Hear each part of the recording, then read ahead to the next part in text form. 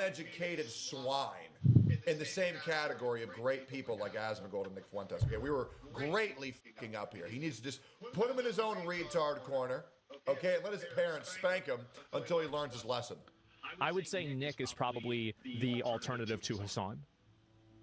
Like, Hassan is basically Nick Fuentes, but left-wing. No. That's really about it. I heavily disagree. Because, like, I mean... They're nothing alike. Hassan is his own separate entity. He is his own dangerous region. Nick is like I do a lot of things that aren't just politics. Like, I talk about gaming stuff. I do other random bullshit. I'm making, you know, like, Kool-Aid pineapple stuff. I do a lot of other random stuff. Like, Hassan... Yeah, and he supports hippos on Twitter. One focuses pretty much exclusively on politics, and so does Nick. So yeah, and Hassan and Nick are both grifters on both sides. Well, I don't know if they're both grifters. I like Nick. I've said it before, I like Nick. But anyway, so yeah, he's mad that more people aren't mad at me.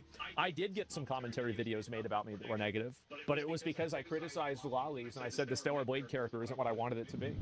So I get... No, Asmon, you fucking liar. You said she looked 12. Okay? And you did a podcast with Emaru for 3 years, and they looked the same, and she's 28. She's probably pushing 30 at this point. I have no fucking idea. Okay? She does not look 12. Okay. If we want to say, I'll be so generous here. Sure, there was one bad frame. There was one bad frame. Every other part of the trailer, it is ignorant to claim she looked anything other than just a adult female. Okay? A adult Asian female. My opinion. Love you, by the way, buddy. You know, like, you get canceled for, like, supporting terrorism and, like, you know, shocking your dog and, you know, being a communist, right? And then... And, I don't know, falsely insinuating that people are rapists and pedophils and mother killers, not really a good thing to do. Cosplaying as a mass murderer. Oh, as well as child molesters. For a dictator. Like, you get hate for that. I get hate for not wanting to have my characters in video games look underage. Right? So, like, and there we go. And that you salty bitch. You are so lucky I'm not on Allcraft. I would show you Exhibit A, Exhibit B, Exhibit C. Bro, you can't. Hey, I'm gonna double down. Not only is Evie clearly look like a 20-year-old Asian woman, she's also hotter than Eve. Yep, and I don't give a fuck what anybody says. If you look at... Look, guys, we're gonna pull this out, okay? Because this one bothers me. This one pissed me off. I was shocked that he would say this. If you look at this and you think 12-year-old child, you're out of your fucking mind, okay? Okay? Absolutely not, okay? Well, let's just drop it. You took an L. It's okay. Now, the majority of the reason why people push back on you, Asmongold, actually, is because you want your characters to be attractive. It's been strange. I mean, you know what's really worrying about me? You know what? We'll talk about it in the next video. Keep going here. I guess, yeah, there's not really a lot of parody there, is there? I guess not. So, yeah, I don't know really what to say. Think of the dogs? I guess so. Is shocking your dog? Yeah, well, he's trying to do that, too, to be fair, right? Dog Zappa. Keep going here. We got another one banging out here. Assuming that Moist Critical is perfectly knowledgeable about the lawsuits. Whether that's the case or not doesn't matter. Okay? He was always knowledgeable about the lawsuits, and he was, like, personally not saying things about it. I don't know if there's a lot of utility in bringing that to the forefront, rather than being like, hey, this video was great, and there's a lot more information out there. You know, if you take a look at it, I think you would have a good perspective. This is the exact reason the Democrats keep canceling your venues. Yep. It's because you don't recognize them as people, and you view their platforms as just a vehicle for you to push your own narrative. Yep. This is the exact reason, is the way that you talk about them. This is exactly it. You're being cynical here. Hassan's ideology is agree with 100% of what I'm saying, or you are the enemy, and I will humiliate you, and I will harass you. That is exactly how Hassan works. And trying to maintain like a centrist position against a lot of content creators that are considered. Well, and the thing is that Hassan will always create drama and indirectly enable his audience to attack Charlie. And by drama, he means incite crimes. Because his audience doesn't accept centrism. They are if you're not with us, you're against us audience. So they will always attack Charlie and harass him and try to make up lies about him, etc. Because these people are, you know, aggressive people that are willing to do that because they think that they have the right way. That's it. I don't believe that you're a centrist if you're open-minded. I believe you can pick a side. For example, I'm way more right than I am left. And the reason why that is because in 2026, the world needs conservatives, the world needs progressives, because the world is fucked up right now. And so more so, I identify with right-leaning politics because the left says we need more gay shit. Absolutely not. No, we don't. The left says we need to indoctrinate more children. I say absolutely fucking not. I believe we need to bring a lot of religion back into society. I believe we need to remove a lot of the gay shit and all the child grooming out of our elementary schools. And I believe we need to encourage parents who want to be parents again. Okay? It's kind of like Horde versus Alliance. I am much more Horde than I am Alliance. However, sometimes the Alliance has a point. Sometimes the left has a point. But I don't think that would make me a centrist by any means by merely being open-minded. And if you think in 2026 that the left and the right are equally right and wrong about things, I think you're out of your fucking mind. I do. I do. I feel like if you are a logical human being, you will identify with more right-leaning politics a lot more in 2026. Straight up. You know, maybe back in 2010, 2008, you can be a little bit of a centrist. But these days, the right is far more in the right than the left is. You're either far right or you're far wrong. That's what I like to say. Yeah, the rest he is vicious. He's ruthless. He's a bully. He never shies away from bullying content creators. He does it all the time. He does it like a sport, and his community certainly revels in that. What do you guys do? Straight up. This is my smoke for a game. Hassan doesn't bully content creators, he harasses them and gets a little stalked in the public. A takedown should ruin your reputation forever. Then people were fair to ask what the smoke was for an actual lawsuit trying to restrict fair use. Now he doesn't know. Does he still agree with that? No, I don't think. Yeah, see, this is the reason. Is that they're purity testers. They're purity testers and they're extremists. And I do think that he's being nicer to Ethan Klein than he should be. I think he's being, in an effort to maintain a fair. This is why everybody hates you. Yep. This is because if you play fair, you're working against Hassan. Exactly why everyone hates you. It's actually crazy that you don't understand this. It's so obvious. Like, for example, I've never said this about somebody who is like a neutral creator. Like, if somebody criticizes me directly, I'll respond to them. Obviously, I always do. No one's allowed to criticize or shit talk Asmongold except for me. Okay? I'm a speaking attack dog. That's why they call me a second in command. You cannot disrespect my boy. If you lie about Asmon, I'll rip your throat out. Not always, but I usually do. But like this, like these weird insinuations and like these, you know, like kind of passive, you know, statements of approval of your audience attacking them. Like that's, yeah, what are we doing? We are the minority position. In the real world, we're not the minority position. But on the internet, why all the videos getting canceled? You know what's hilarious? I was walking around my neighborhood talking to my uncle. And I was talking about the UFC show. And I was talking about that one guy who called Michelle Obama a man. And my neighbor overheard me. And he goes, well, I'm pretty sure that he is a man. And I said, hey, shit, me too. And there was this other guy in front of me walking his dog, and he was laughing his ass off about it. Stop acting like everybody in the real world is a bunch of lefty and transgender retards. Shut up with this ideology. Absolutely not. Hassan, your audience exists on Twitter and Twitter only, and everybody knows it. But even the brief coverage accorded to it, while you know many might consider too little too late, is a step in the right direction. I think. Also, guys, new cup by the way. What do you guys think? My mango cup. Shout out to Mango, best dog in the fucking world. He got his balls cut off recently. Keep going here. Things are actually shifting. That's right. And this is something I hope Charlie sees this. He doesn't see you as a person. He doesn't want to be your friend. He doesn't care about your platform. He doesn't care about what your opinions are. He only cares about using your platform to push his agenda. Facts.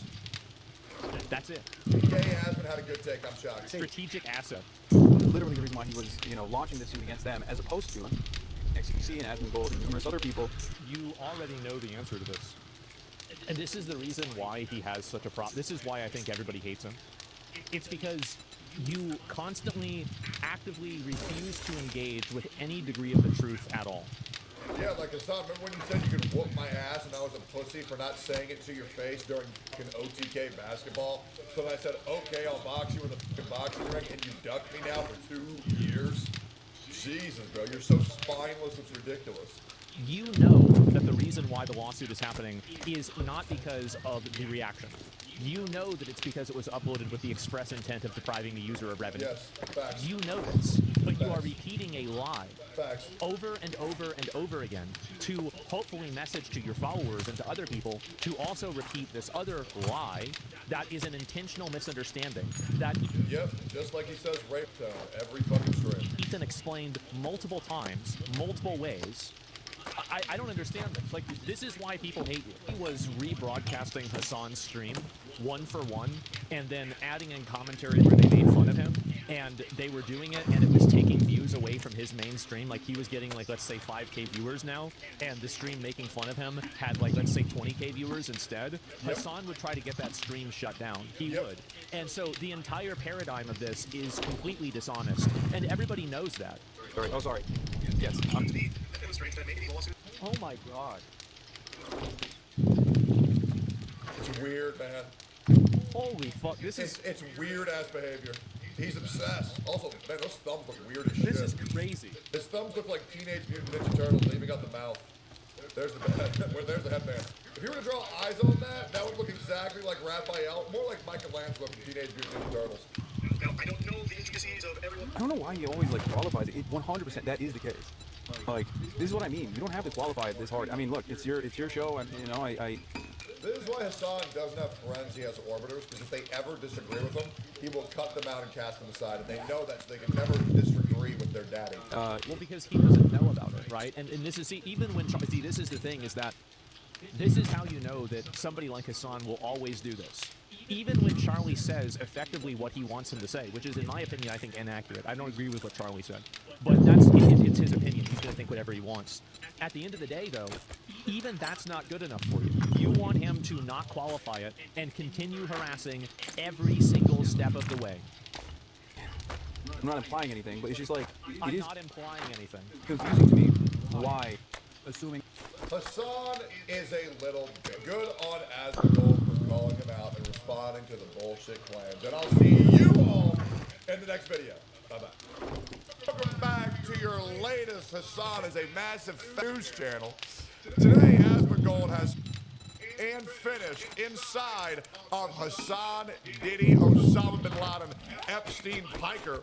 Let's get into it. Let's talk about it. Hey, yo, Bowen, you're in the video, dude. Yeah, look at that little piggy. Seeing people who are a part of my community be in the comments on Hassan, man, that makes me happy, bro. That's so cool. All right, let's talk about it. And so this isn't an answer. We stayed at the right hotel, by the way. The government got duped by a viral Twitter post. I'm losing my mind. Okay. Damn. Yeah, that sucks. It's like that's what Hassan does to people all the time.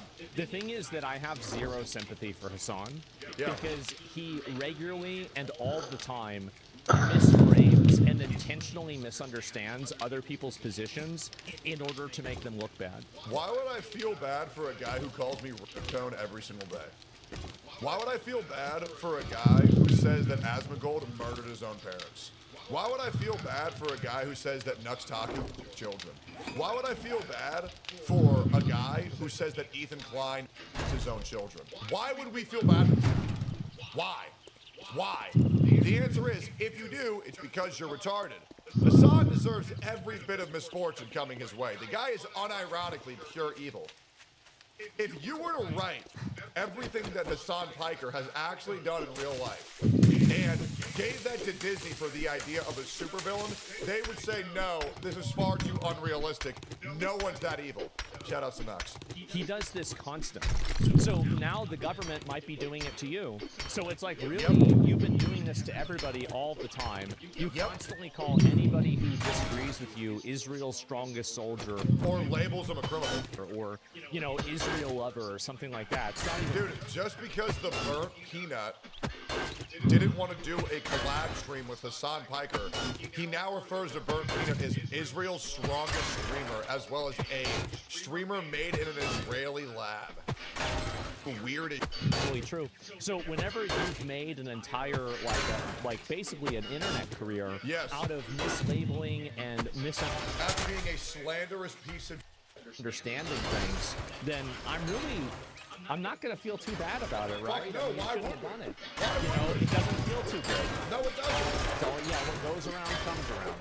Hassan right now is feeling 1% of the inconvenience and pain he has caused thousands of other people, and that is not exaggeration by any means. And the funniest part about this is the government is going to go through all this and try to get Hassan for staying at a hotel Nick Shirley actually stayed at.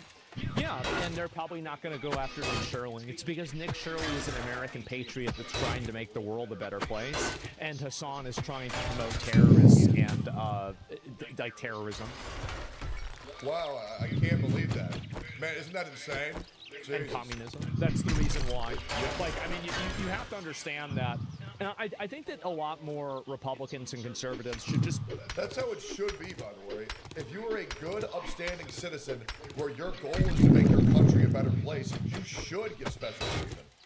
You should, or at least normal treatment. But if you are a parasitic elite where your entire life goal is to burn down America and over its citizens, you're goddamn right you should get worse treatment. Why the f*** would you not? be used to Why using would you not? things unfairly. Just get used to it. Just do it anyway. Like, if you can do it, oh, but what about, who cares but what about? Do they hold themselves accountable? No. Why should you? Just go and do whatever you want to do anything you want. Oh, it's not fair. Oh, but that's not, oh, well, too bad. Yep. Yep. It's the way it is. And Nick was purely journalistic too. And also, here's how you know that Nick Shirley wasn't actually trying to help the Cuban government. It's because he was getting a 2-star general in the hotel interrogating him, and he had to escape the country. Yep. And they confiscated a lot of his equipment. Yep. So, like, the entire premise of this is ridiculous. It is. But Hassan and his orbiters will never admit that because they're retarded. They don't live in reality. All right, cool, we're back. 2 days ago when Twitch unbanned Destiny for like 5 minutes, he was. He's fine with Trump doing this. Alleged mortgage fraud. And now part of that, Oh my God. part of that is Oh my God. we go. Senator Adam under federal criminal investigation for alleged mortgage fraud violations. Oh my God. I hope they arrest him. Hassan stream. Oh my God, dude. Oh my God, dude. Old enough to count? Old enough to mount? Oh God, dude. Oh my God. I hope he goes to prison. Oh my God. I hope he goes to prison. Oh, I hate him so much. There it is. Oh wow. Look at that. When the shoe's on the other foot, huh? When the Gucci bag is on the other shoulder. Imagine that, you champagne socialist. Oh, yeah. Oh, hell yeah. Yeah, this is political. Sure, I don't care. Lock him up. Lock him up. He got... Wow. Dude. Wow, wow, He literally wow. got... I know this is absolutely malicious. Wow, wow, wow. Well. Interesting, isn't it? So adamant when it happens to other people, but when it happens to you, oh, I just want to support terrorism and tell veterans they deserve PTSD and peace from my $3.4 million mansion in LA. Ah. How about this? I'll tell you what. Hassan can fight for his freedom. All he has to do is fight me and Sam Hyde at the same time in a boxing ring for 30 minutes. That's it. That's it. All to earn his freedom, all he has to do is fight me and Sam Hyde at the same time for 30 minutes. That's it. That's it. That's all. Right? 30 minutes. Better yet, put us in a cage. Me and Sam Hyde versus Hassan fight for 30 minutes. That's it. Yep. That's it. You can fight for at the same time? Yeah. Uh-huh. Hey, we're done waiting our turn, man. We're done. He has called both of us out. Okay, let's do it. I'll tell you what. Hassan can have a partner of his choosing, either Denims or Frozen, and we'll do it 2v2. Right? It's really that easy. We would love to do that. How about that?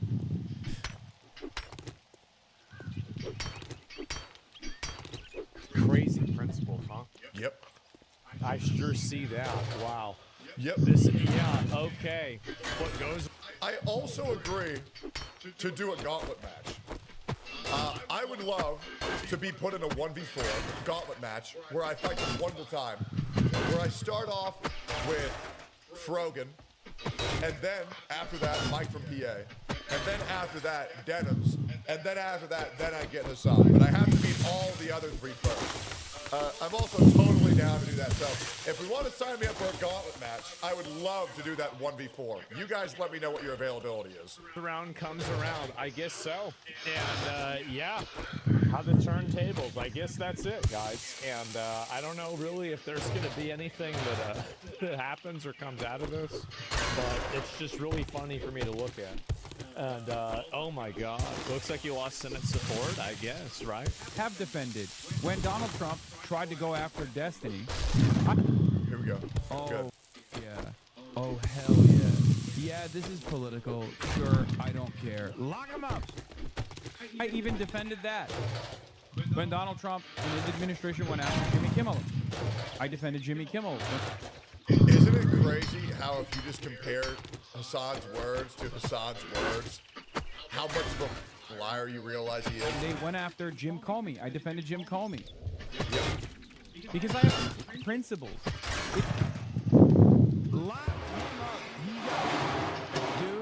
Dude, he literally got, I know this is absolutely malicious. I know this is malicious. So ironic that these people legitimately don't have any principles and spend a good deal of time. Yep. Absolutely malicious. Yep. I know this is malicious. I know Trump is doing this out of pure malice. Very, very interesting. Isn't that Hassan Guinea Piker? We have Asmongold in finishing inside Hassan again. See, most people want to be martyrs until they're about to be martyrs. Everyone wants to be seen as a martyr until it's time for the sacrifice, of course. Now, I was a martyr for Gotcha Games. We all know that. And we all got to witness my death in real time. And I saved all these people. However, now I can never go back. But that's okay. Because I put my money where my mouth is. And that's completely all right. I died so that the Genshin baddies can live. And then... Free me. There it is. I can't believe I'm saying that. And there's a lot of people, see, there's a lot of people that think that, right? Yep. And they think, oh, I'm going to be that guy. I'm going to do that until it happens. And then it's like, well, wait a minute. Why didn't me? Well, just hold up. All right, everybody, let's take a step back and let's be reasonable here, okay? Yep. You mean I go to jail, but they're everything going to make his life annoying? Yeah, sure. I don't need Hassan to go to jail. I would love it. I don't need it. I just need Hassan Piker to have the fear of God put in him, so he just shuts the up. Because if Hassan Piker can't go live and support terrorism, he fails as a content creator. Because what Hassan Piker has done is he's elevated the content he's made, and he's ramped up the temperature higher and higher and higher and higher. And when he can't go higher, it's over. The legendary series will come to an end, and more Pegasus will go homeless. And so wanting the status of it, but not the responsibility. Many examples. all you technically do is just, you know, hang out with Elon Musk's exes, dude. What? Well, you shock your dog, too.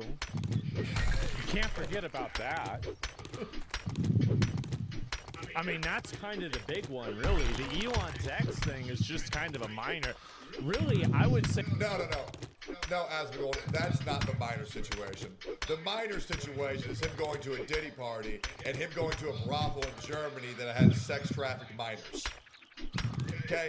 That's the minor situation. Let's keep that straightforward. Hey, the dog is the thing you're most known for against him, and they will probably either go after the person that organized it or not go after anybody at all. I think the probability that Hassan actually faces any consequences for this are extremely low. I agree. Very, very low probability. The probability, I'm gonna keep it straightforward. The probability is somewhere between 2 and 5%. So it is very, very, very low, according to official statistics, for people being pressed with a specific crime. So it is very low. Now the odds of him getting fined and limited are very high. I don't even think he's going to get a fine. Exactly. He needs to be deplatformed off Twitch though. I literally don't even think they care. These guys have seen it on their algorithm. You know what's going to be really exciting? When Hassan Piker does the same thing that Mizkif had to do, and once I Is that your new spot? over Mizkif, by Just gonna sit there and lick your nothing, chest by the way, like a weirdo. Mizkif isn't legally allowed to go after the people who he thinks actually ruined his career, so he has to go after me and blame me for everything. It's very funny. How'd that go, Miz? By the way, I get more viewers than you on every single platform. At least I actually have real viewers, but your numbers do look very nice. Why don't you show the revenue you made? Why don't you show your revenue? Let's see that. Let's see those YouTube numbers, man. Let's see them. You won't show them because you're a pussy. You know they look terrible. Hassan will dedicate a large portion of his content creator career after he falls off and loses everything to getting his schizos to try to kill me in real life. It's great. What a healthy community. Very, very, very cool. It'll be fun, though. It'll be a fun little game we get to play. So much that they're defending the Trump administration. They're acting. They are. Everybody is on, like, that. Think about that. Yep. Think about how insufferable and obnoxious you have to be to have people that, you know, really hate Trump. They voted for Kamala Harris. Yep. Supporting Trump, investigating you. Yep. Think about how obnoxious and annoying you have to be for that to be the case. You know what's crazy? Asmongold is usually, no disrespect. Usually a little bit of a when it comes to going after Hassan. Usually. I've never seen Asmongold go this hard at Hassan and actually say his mind for once about Hassan Piker to this degree.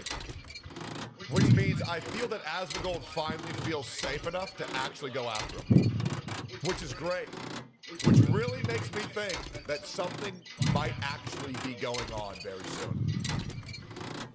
And like at a certain point, whenever you have everybody that doesn't like you, you have to ask yourself the question, am I doing something wrong? Am I being an asshole? Did I say something I shouldn't have said? Imagine that. They're not on your side. You're not on their side. They're not on your side. See, liberal politics don't have really anything to do with Hassan's messaging. Hassan's messaging is primarily based around foreign conflicts, racial identity politics, religious identity politics, Muslim mainly identity politics, and pushing that narrative, communist identity politics. This is mainly what his goal is. This is what he advocates for, terrorism, things like that. Democrat. Can you imagine being a public figure in the United States advocating for terrorism? The fact that this guy isn't already locked up is beyond me. Don't want It is beyond me. There are some that do, but a lot of them don't. Because when I swing from the gallows, I won't be there alone. When I swing from the gallows, I won't be there alone. I will take this thread of fate and I will sew it into a beautiful scarf for a better tomorrow. Hassan Piker, you are not an anime character, okay? You're not. Bro watches Hunter x Hunter one time and he can't stop with this gay ass, I'm gonna be king of the pirates. Jesus Christ.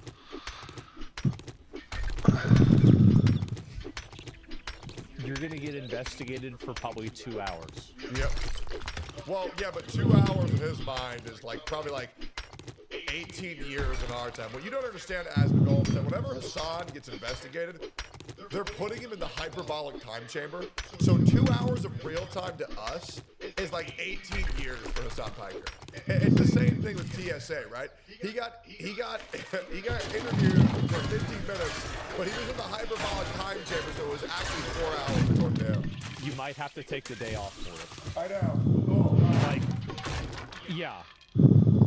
Such a drama queen. I know. It's a good opportunity for Democrats to condemn Hassan once and for all. I think that's probably what's going to happen. When I think swing you're from the gonna see gallows, a lot of people, I won't be there especially alone. if anything comes of this, you're going to see a lot of people Oh, comes from this. I came to this like 3 times last night. that will be unwilling to associate with him after this, and I think it will damage his career substantially. Oh, yeah. If he is involved with basically, like, if there is a defined example of him taking an oppositional stance against the United States towards a foreign government, this will make him basically radioactive in any sort of a political campaign. Facts.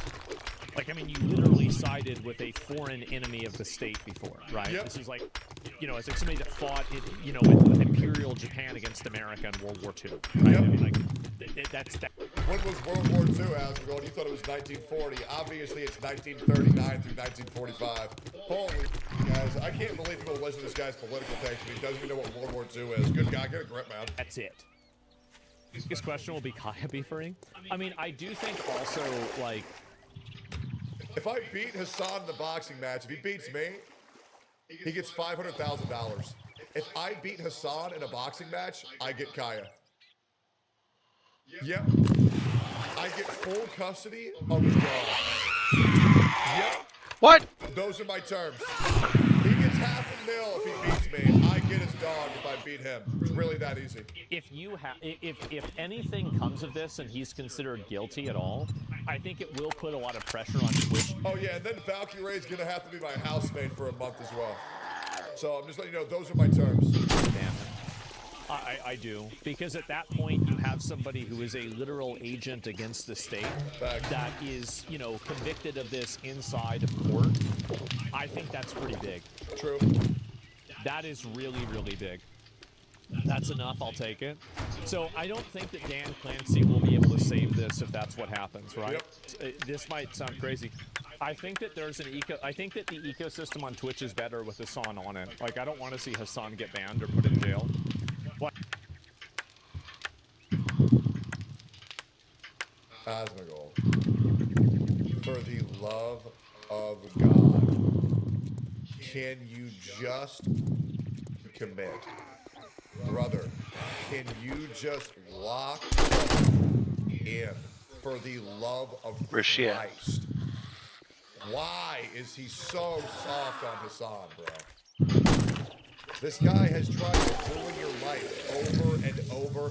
It's like waiting for, like, in wrestling, waiting for a to have a face turn. This is like waiting for Sami Zayn to turn on Roman Reigns. Or waiting for Jacob Fatu to turn on Solo Sikoa. Or waiting for Stone Cold Steve Austin to turn on Vince McMahon. Like, can we just lock the brother? I'm tired of this. It sounds crazy. I think that there's I think that the ecosystem on Twitch is better with Hassan on it. Like, I don't... Yeah, Twitch too. I want the platform to burn. I want to see Hassan get banned or put in jail. Like, I mean, it unnecessarily, obviously. Like, I mean, if you break the law, then obviously you should go to jail. But, like, I don't know that. So, like, I don't even want to see that happen necessarily. It would not even be... It would not be in my best interest as a creator. Would I live stream the trial? I wonder. I would. God, Asmongold really needs to step up. Okay, I'm tired of being so generous with this. This Final play. dissidence alike. It's a way to try to have a chilling effect on speech. Are you? He's autistic. He's actually retarded. Brother, Hassan, you stupid monkey. Use the handle, you chimp. What the do you think the point of the handle is for your coffee? This is how stupid this guy is. This is the leader of the left, and he doesn't even know how to use a cup. And some people, it seems, some likely and some unlikely people have been cheering it on. We'll be talking about that in a second as well. You might need Zoran. Let me guess, they're all criminals, right? Everybody who hates you is a criminal? You go ahead. Yep. Magic for this one? Yeah, okay, dude. Yeah. I don't think Zoran Mamdani is going to be doing that. Shout out to Zoran Mamdani, my favorite Power Ranger supervillain. Anytime soon, because I'm not a concerning incident that took place in the New York City region of America. You know what I mean?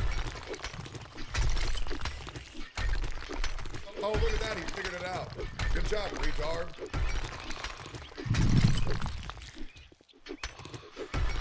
Highly doubt it. Why the would he have to check? You see that? I don't mean to nitpick here. Why did he have to check his cup if there was anything left? If he just completely inverted it into his mouth. This is how retarded he is. Is that one, No, drinking from a cup. And then 2, he finished drinking the liquid that came out of that cup, and he had to double check. He had to double check if there was anything left. Brother, if there was anything left, it would have come out of the cup. God, this guy's stupid. Highly doubt it. Maybe I'm wrong. Maybe it'll prove me wrong. I don't know. But anyway. If I hang from the gallows, I won't be there alone. Spider-Man! Anyways, the son's a massive bitch. Like, comment, subscribe. Now for the best news of the generation. Federal officials have served subpoenas to the Marxist political influencer Hassan Piker and Code Pink's co-founder Susan Maldia Benjamin as part of a wider investigation into the U.S. organizations and movements violated U.S. laws and sanctions by supporting Cuba's communist regime. Absolute cinema! Oh, it's literally 500,000% fucked. He is going to jail. It's happening. We're finally here. They subpoenaed Hassan. 500% fucked, man. Magic day for the unemployed. Literally everyone was celebrating when we heard this news. Oh, yes. We have a lot of performative activist L's that we need to talk about. And I honestly am super excited too, because this is the greatest fucking shit in the universe. Now, this is one of those stories that gets better and better the more you actually research. So, you know, Hassan Piker subpoenaed by the feds for activities in Cuba. Absolute cinema. For those of you that are unaware, Hassan Piker and all of his performative activist buddies, they all went to Cuba to protest and be like, no, I hate that the communist regime is falling apart. We need them to keep oppressing, starving, and censoring their citizens who are crying for help. Yes.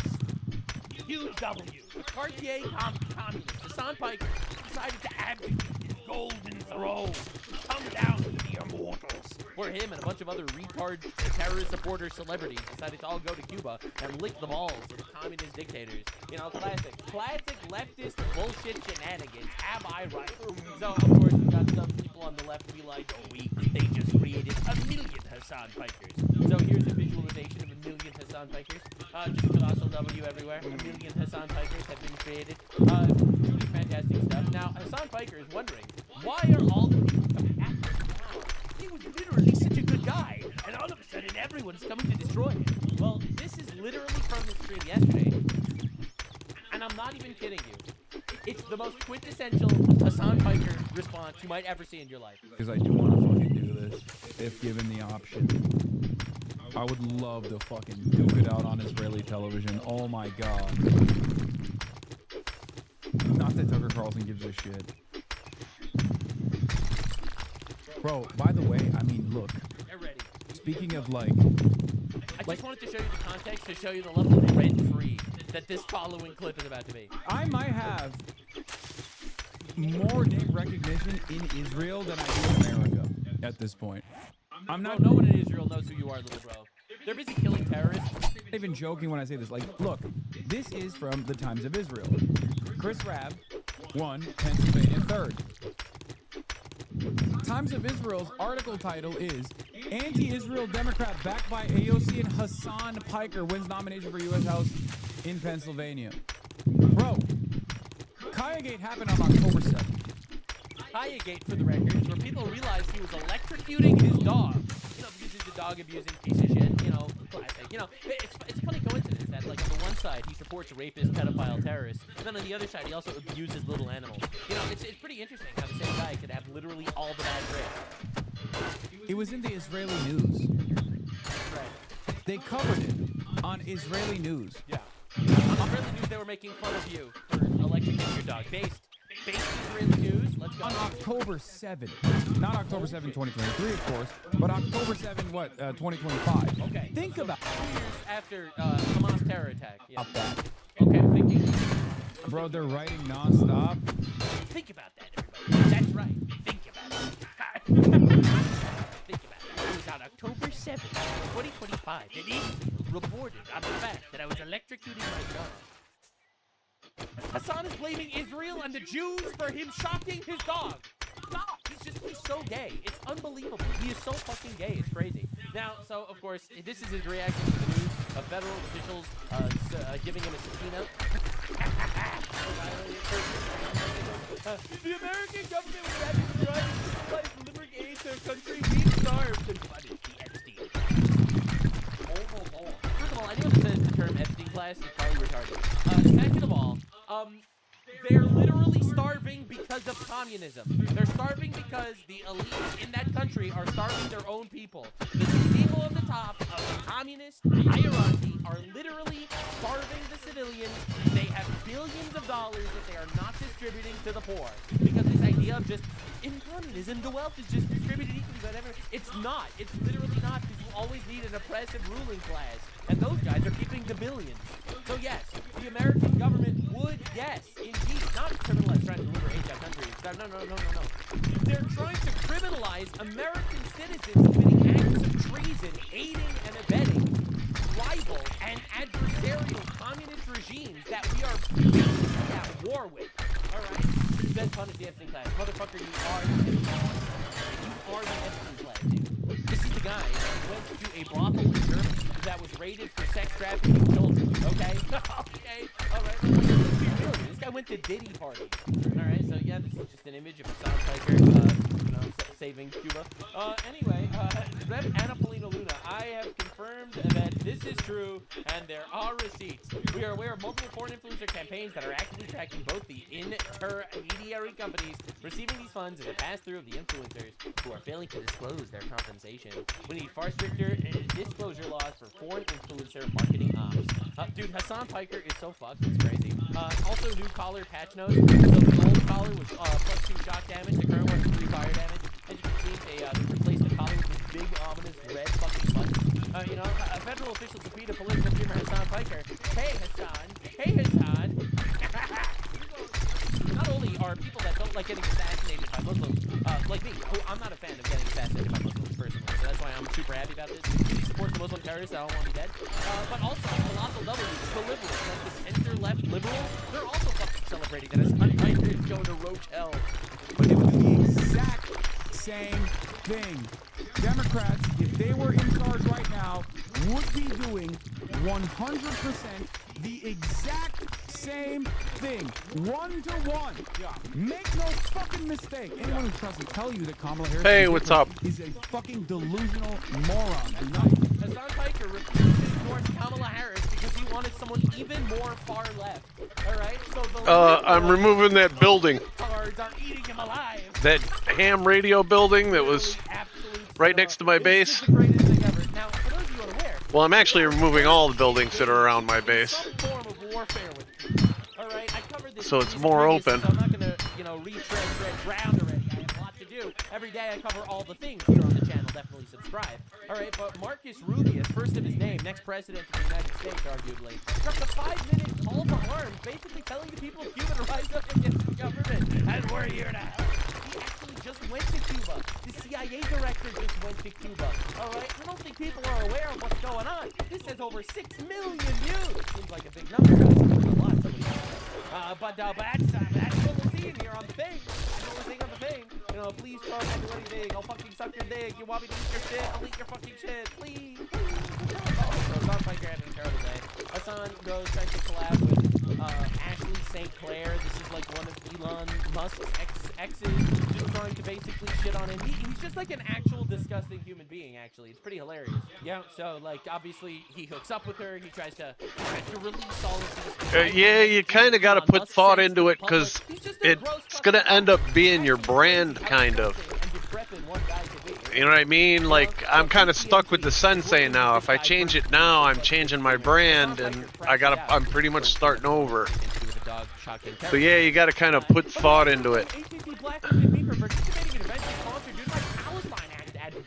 Palestine activism means support of terrorists raping, brutalizing, and murdering Jews. I hope you understand. He had literal Houthi terrorists on his screen.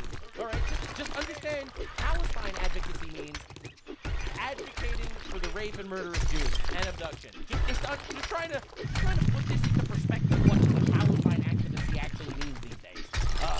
Calling the Palestine activism won't change if you defend it. This is a quote as shown on CNN. I'm telling you, man, the libtards are eating each other. It doesn't matter if fucking rape tax on October 7th. Like, that doesn't change the dynamic for me. The Palestinian resistance is not perfect. You know, this is Hassan Piker's advocacy for Hamas terrorists to rape as many Jews as they can. Because, look, it's really, it doesn't change the dynamic for him even one bit. Pretty awesome.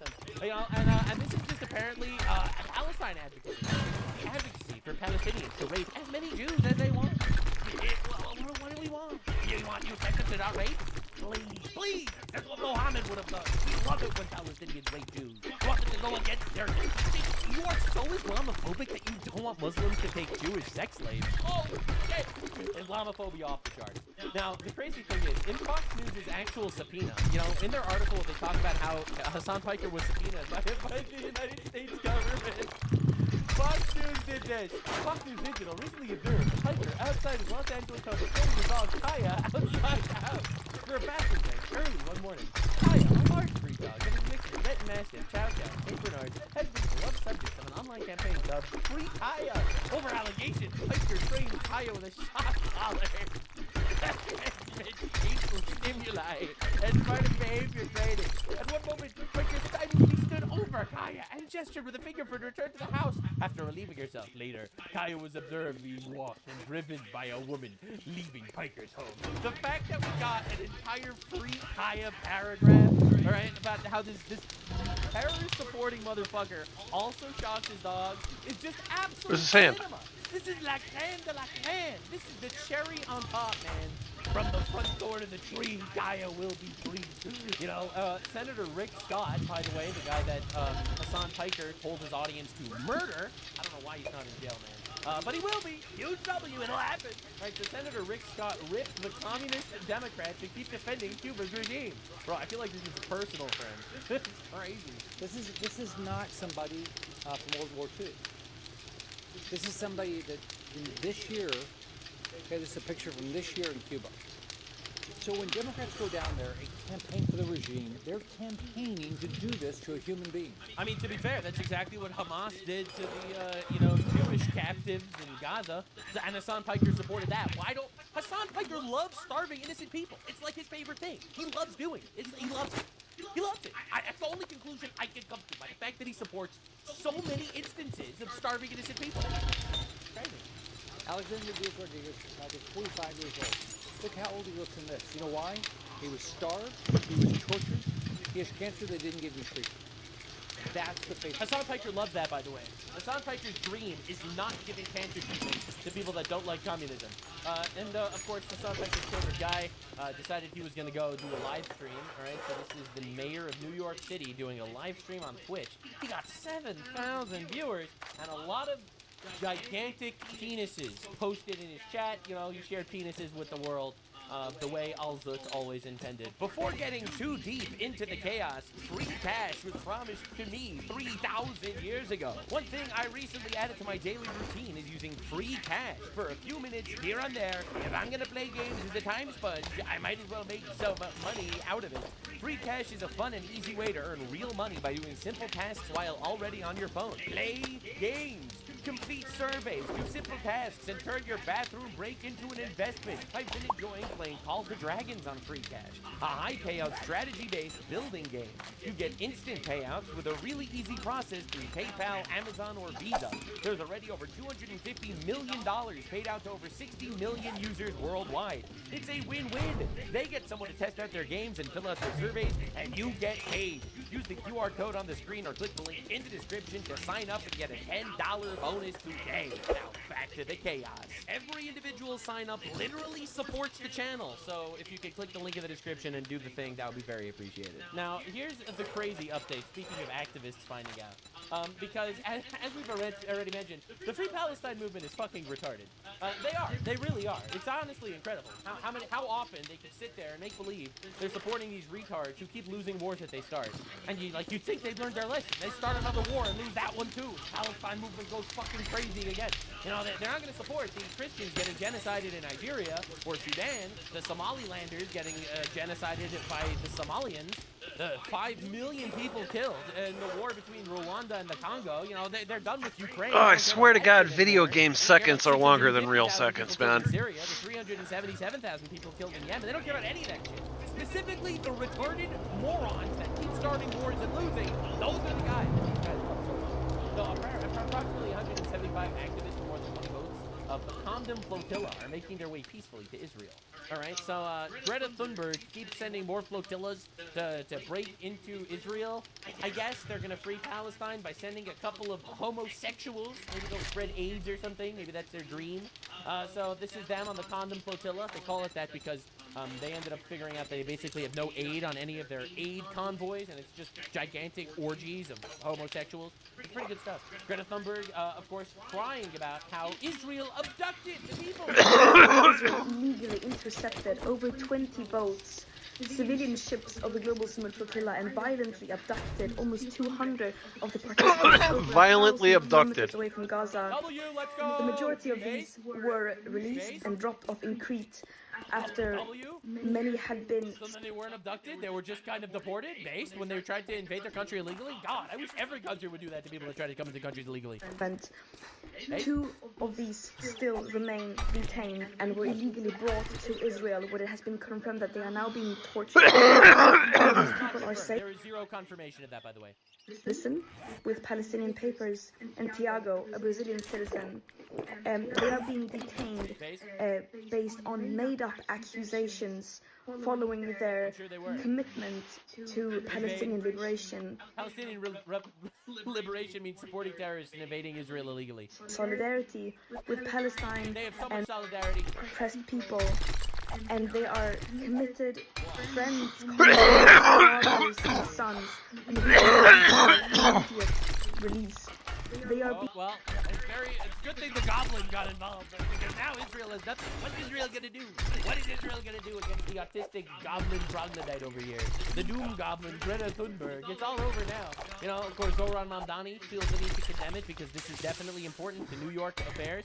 Last night, Israeli forces intercepted and boarded a humanitarian aid flotilla banned for Gaza in international waters off the coast of Greece, unlawfully containing more than 175 people. Actually, it's totally lawful. They were trying to invade a blockade. It's fucking lawful as shit. And first of all, I don't care law. Let's be clear. I think international law is fake and gay. I'm not going to sit here and defend it. But even under the fake and gay international law, it's completely lawful to stop people from invading your country and breaking your blockade illegally.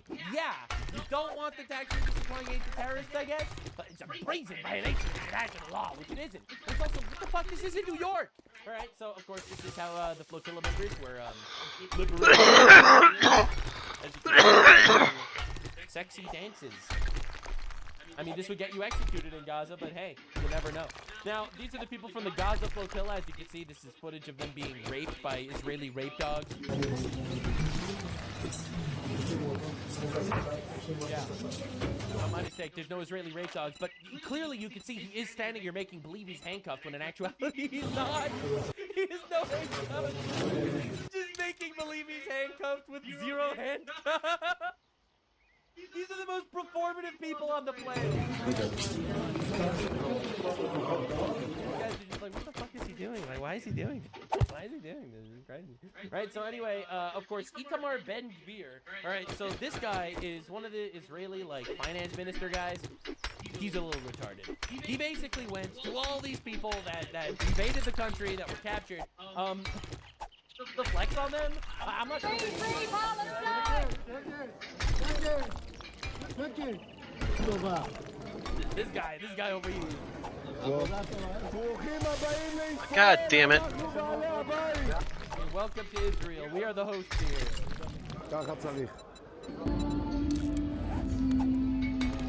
Yeah. So again, I think he's a bit of a retard. Don't get me wrong. I'm not gonna sit here and make believe this isn't retarded. Now, to be clear, I don't really give a shit about what happens to these people that try to invade another country illegally and are getting deported. But at the same time, what the fuck is this whole circus shit? Now, of course, the world crashed out. Maloney is freaking out that Ben-Gvir went and he flexed on the people that invaded their country illegally. illegally and are getting deported. So she crashed out about this. And, she's the leader of Italy. All right. The images of the Israeli minister Ben Gvir are unacceptable. It is inadmissible that these demonstrators that invaded another country illegally, including many Italian citizens, are subject to these people that violate human dignity. What? What, that he made them kneel? Are you serious? The Italian government is immediately taking the highest institutional levels all necessary steps to secure the immediate release of the Italian citizens involved. Italy for the demands an apology. Alright. And they got their apology. Pedro Sanchez from Spain. The images of the Israeli minister Ben Gvir humiliating members of the international flotilla in support of Gaza are unacceptable. Okay. Okay. We will not tolerate anyone mistreating our citizens that invaded another country illegally. In September, I announced a ban of the national territory for this member of the Israeli government. I mean, to be fair, I think Ben Gvir is retarded, so I'm not going to sit here and make believe he's not. But the craziest thing is, while he is out there, Pedro Sanchez, screaming about Israel, all right, screaming about how America is doing war crimes, how Israel is evil and abducting people that are invading the country or something. This is the riots or protests rather, on the streets of Spain, calling for the deposition and removal of this tyrant, this communist motherfucker. Tens of thousands of Spanish patriots stormed the streets, demanding the resignation of socialist left-wing PM Pedro Sanchez. Shojo's sleeping next to me, and Buddy's laying on the floor under the air conditioner. Far-left bullshit. Because this stuff sucks, man. These people suck. For the record, this guy just let in 500,000 Syrians. Shojo's crashed out. Decided to give them citizenship so that they could vote in elections. And wow, he won! Wow! So again, people are really tired of this infinite garbage. You know, I love the internet, man. Anti-government protests erupted in Spain as crowds in Madrid demand Prime Minister Pedro Sanchez resign. Can you guess who's bombing the protest? Israel must be manipulating tens of thousands of anti-patriots to stand up against communism. It must be the Jews! Bro, there's a level of brain rot here that is just absolutely cinema. Alright, so activists from the provocation flotilla are seen hugging after being transferred to Israeli vessels. So far, no aid has been found in the vessel, so we need to find aid on the aid convoy. But this was the real twist. Alright, so Spanish flotilla activists, they arrived in Bilbao Airport, Spain, and they were, you know, doing whatever the protesters normally do. So this is in Spain, alright, after they were deported. And they were trying to block doorways. And the Spanish police beat the fuck out of them. Oh my god. Turns out these guys fucking suck, huh?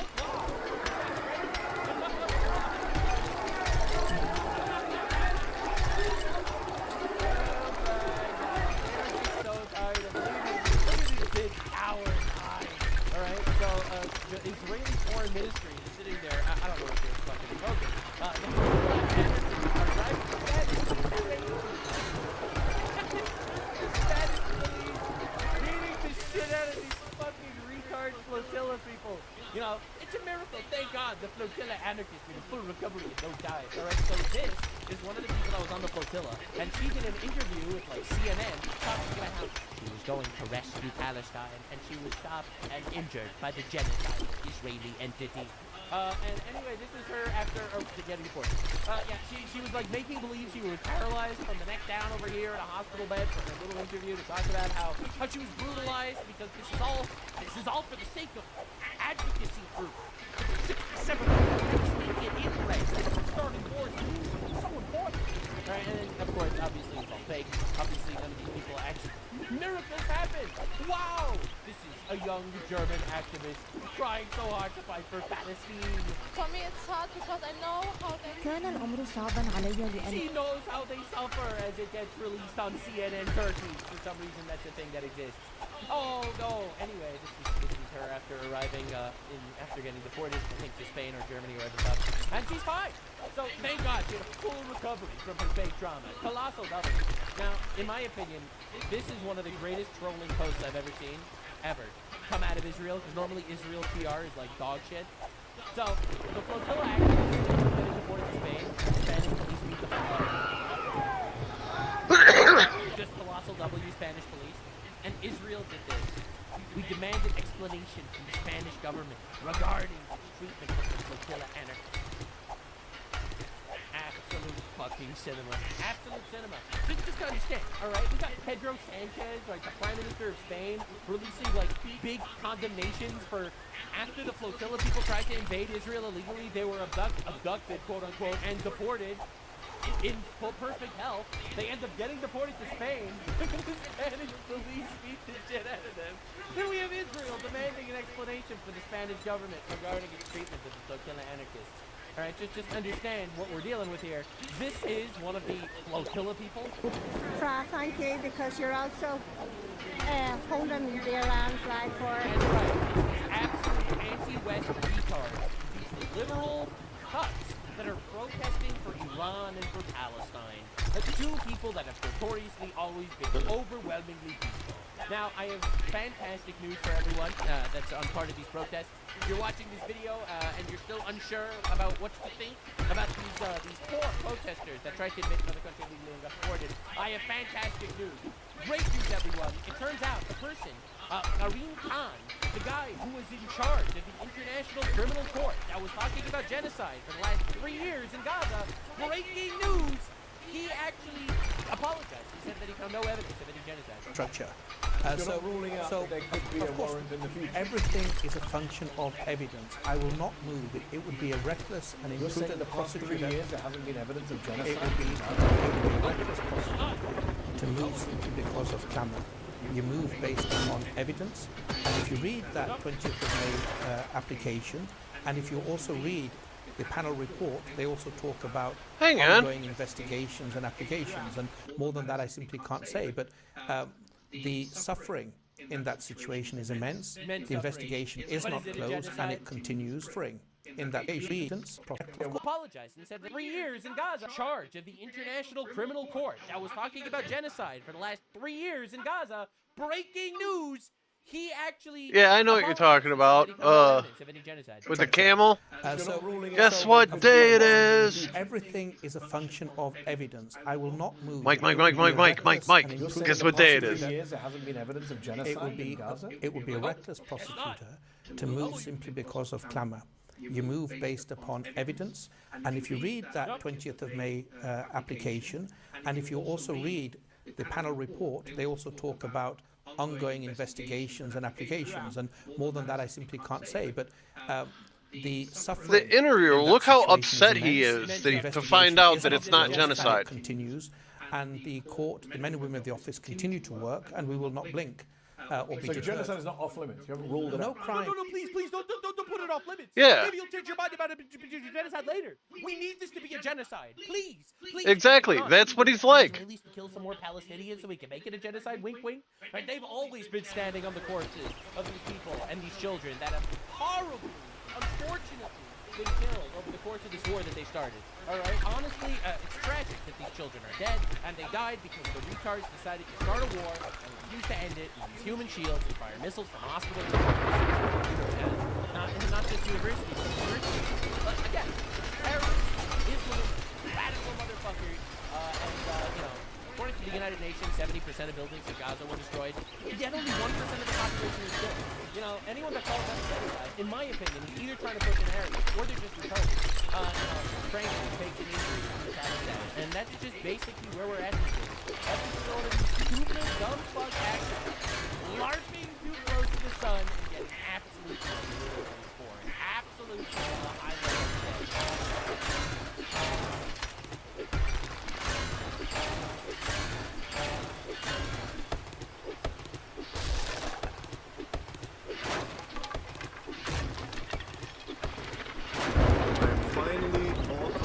the latest in the LEGO scandal.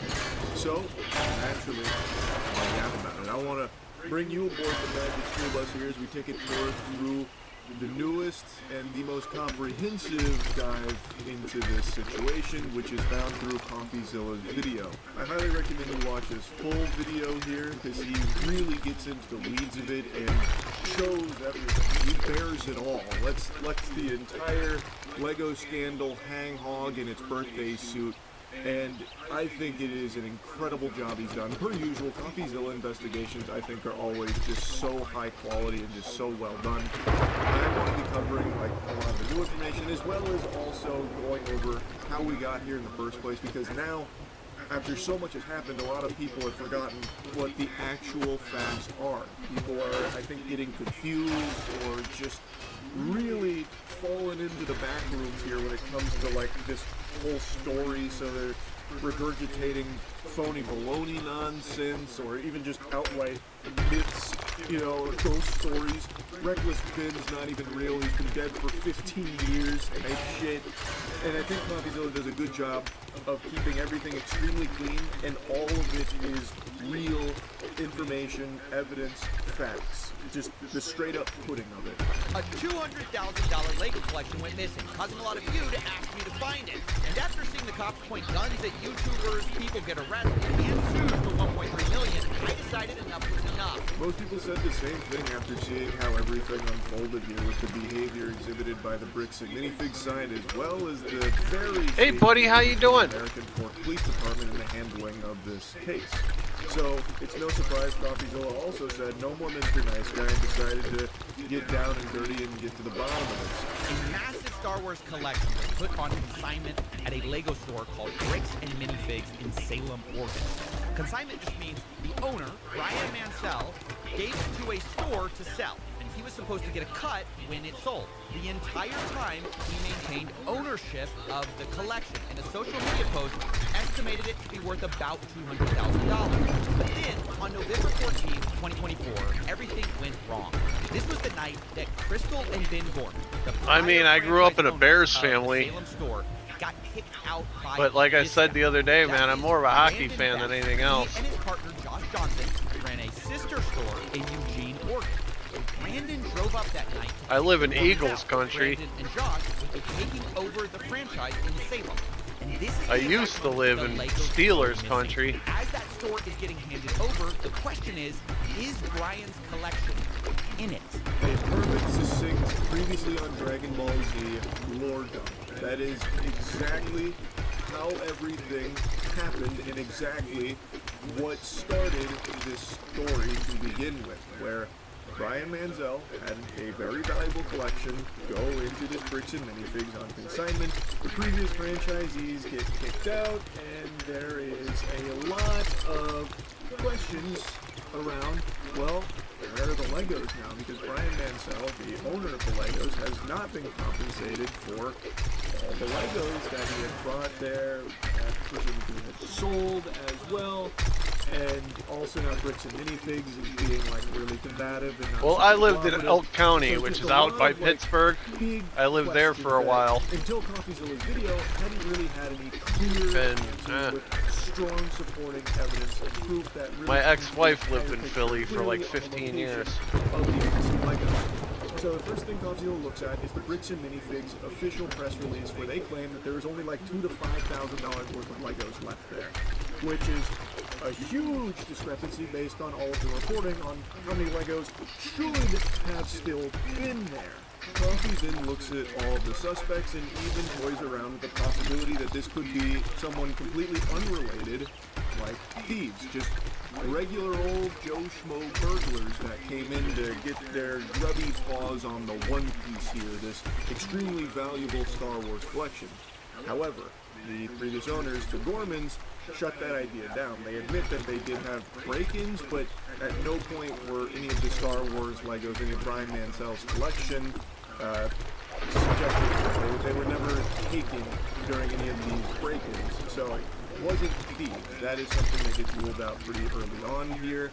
So who has the Legos? Where are they? Does Smog have it and he's just sitting on it like a pile of gold? And like crazy how this shit can just vanish like that, and no one in a very small, tight group of suspects has any knowledge on where it is. CoffeeZilla even plays around with one of the ideas that maybe Reckless Ben stole it because, as you might recall, the cops came in guns blazing when they arrested them because apparently they had got a tip that the YouTubers in this Airbnb had a conversation about their stolen Legos they have. And also, one of the owners... There better be something good in here. ...accused Ben of stealing the Legos when he was melting down, fucking crashing out on a phone call saying, "Fuck you, you stole the Legos, bitch." So CoffeeZilla explores that idea, and it obviously reaches a pretty comically dumb conclusion that there is no world where I don't think that is just barnacles, because Recklessbin literally couldn't steal. It actually would have been impossible. He wasn't there that night. He had no connection to the previous franchise owners, had no interaction with like the takeover or anything. He had no chance to even steal the Legos if that was part of a nefarious, dubious plot he was cooking up. Genuinely, it is impossible for him to have been the one to have stolen the Legos. So then, CoffeeZilla looks at Ammon.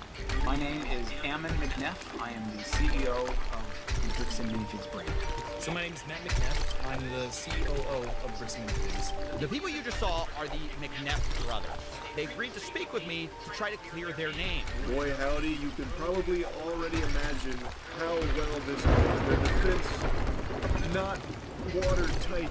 I am always so impressed by CoffeeZilla's ability to get the star clowns of his investigations to speak directly to him. And every time, without fail, they make fools of themselves. It keeps happening, and I am thankful fine. that it does. Just let me know when I'm you're ready. Always surprised.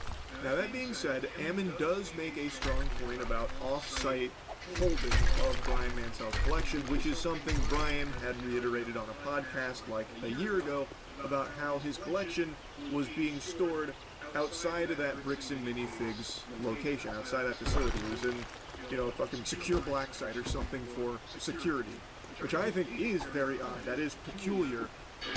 Why? You know, they store the Legos in fucking Fort Knox or something on consignment? Like, that is very weird, if you ask me. Parts of it seem to go missing on November 14th. Well, and I guess no, not at all. I'm going to say, you know, like that is not accurate at all. Because So you think that the collection was in the store at the time or elsewhere? elsewhere, when you look at Mansell's own words that he reiterated to a podcast last year, he explicitly stated to another podcast, the sets were moved off-site for security. The collection will not be stored on site after hours for security reasons, and after Sunday the sets will be available for purchase but stored elsewhere. CoffeeZilla then brings this up directly to the previous owners, the Gormans, about the off-site storage of Brian Mansell's Star Wars Lego collection, asking them to pour a bit of milk on this cereal. What does this all mean? What does it look like? And I think the way they explain it does make more sense about why it was stored off-site for a I had Wendy's. brief period of time. The way Ammon describes it makes it sound like it was some kind of indefinite thing. I had two it buried spicy underground, chicken you know, sandwiches. in like a fallout shelter or something that they were, you know, squatting on there. That's I had to go out and I had to buy a shirt and tie for my nephew's wedding coming up in a couple weeks. That also makes sense. Locations. Can you address what that is? Is that true? So the off-site location in the letter that that corporate is referring to is the original press release that we released when we were launching the collection. In that press release, because we had previous break-ins, I specifically included the location. That Yeah, mine nephew's getting married on the 28th. Stored off-site to deter any future. So actually that weekend I won't be streaming. I'm gonna try to set up a laptop so I can do a little bit of streaming. But Okay, so for most of the time, I don't know if I'll be able to. the sets were in the 'Cause store it's down in Asheville. To me, that does pass the So smell that test. Friday I'll Problems be with spending thieves, you driving know, down there. Lego City's under attack from ne'er-do-wells. Well, now they have this extremely valuable Yeah, 2 collection days. that It's belongs probably to a Brian that's the Mansell's Friday. father. That's And the in order Friday to I'll try be and leaving. Keep it safe and secure. They don't have any like safes or anything like that. So in the interim, while they get those safes, they store it off-site. I get that. Like I do understand that, and according to them, once they did get those saves, they did bring it back, so it was in the store for the majority of the time. It was only off-site for a little while. And one group in particular is pointing their finger at them very hard. It's the McNeffs who say they were behind on payments. We started getting calls from the landlord letting us know that Crystal was behind on the lease payments at the location.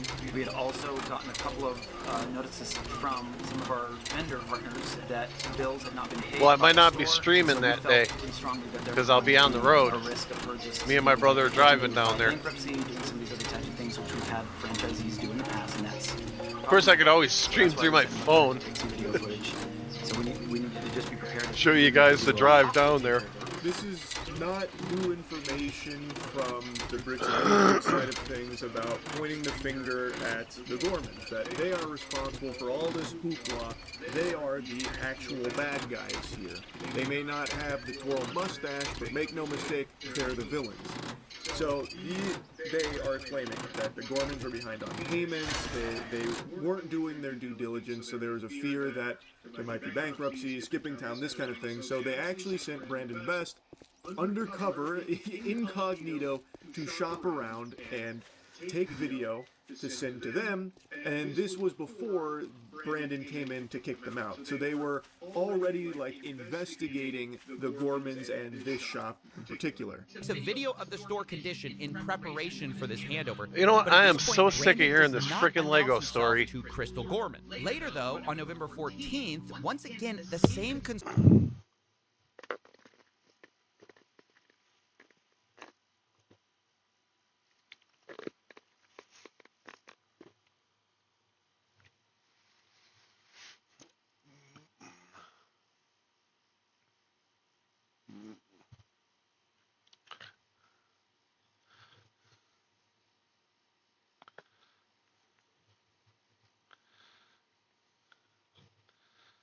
The Westies, those guys are fucking nuts.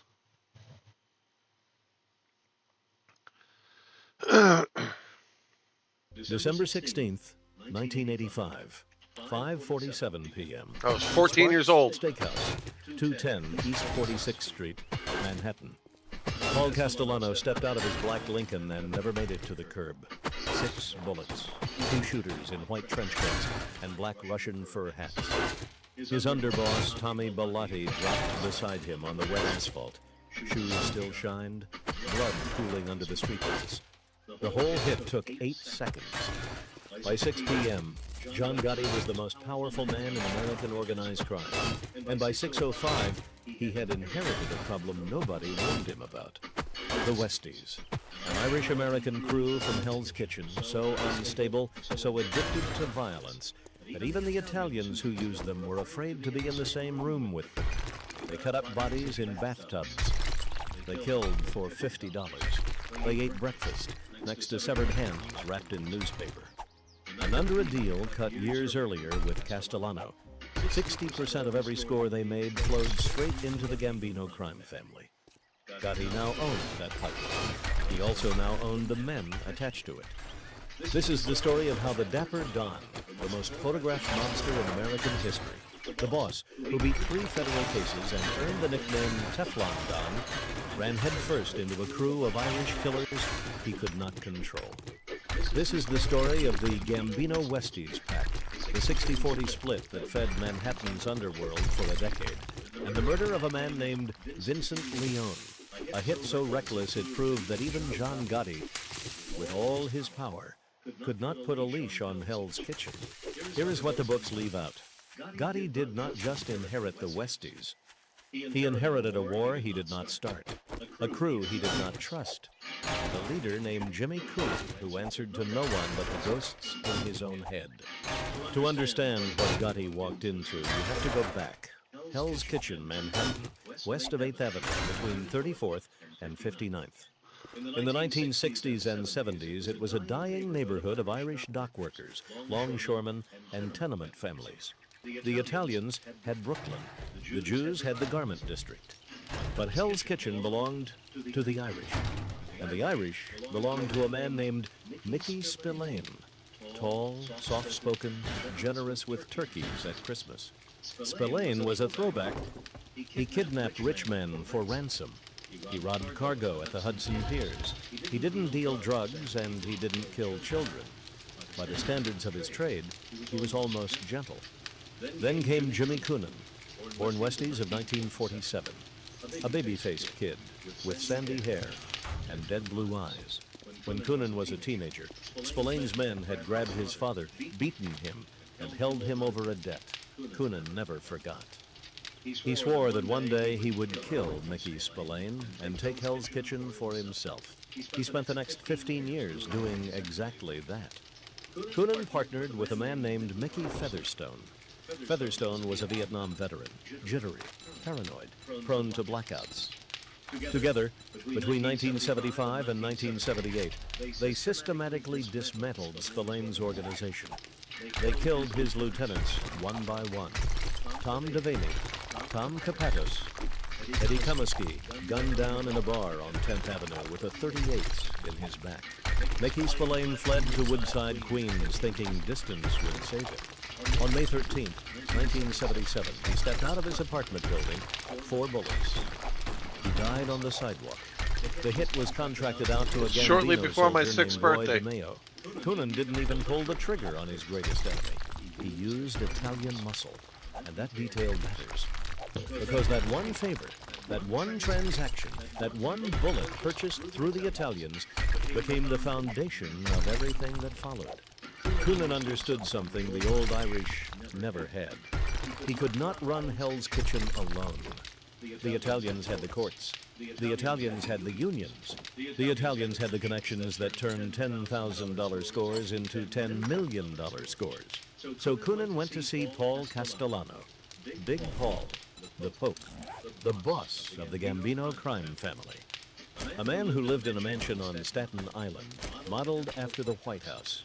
The meeting happened in 1978. The terms were brutal and simple. The Westies would become a satellite crew under the Gambino umbrella. They would handle the violence the Italians did not want their fingerprints on. Murder for hire, loan shark enforcement, labor union intimidation at the Javits Center construction site. In exchange, the Italians would feed them work.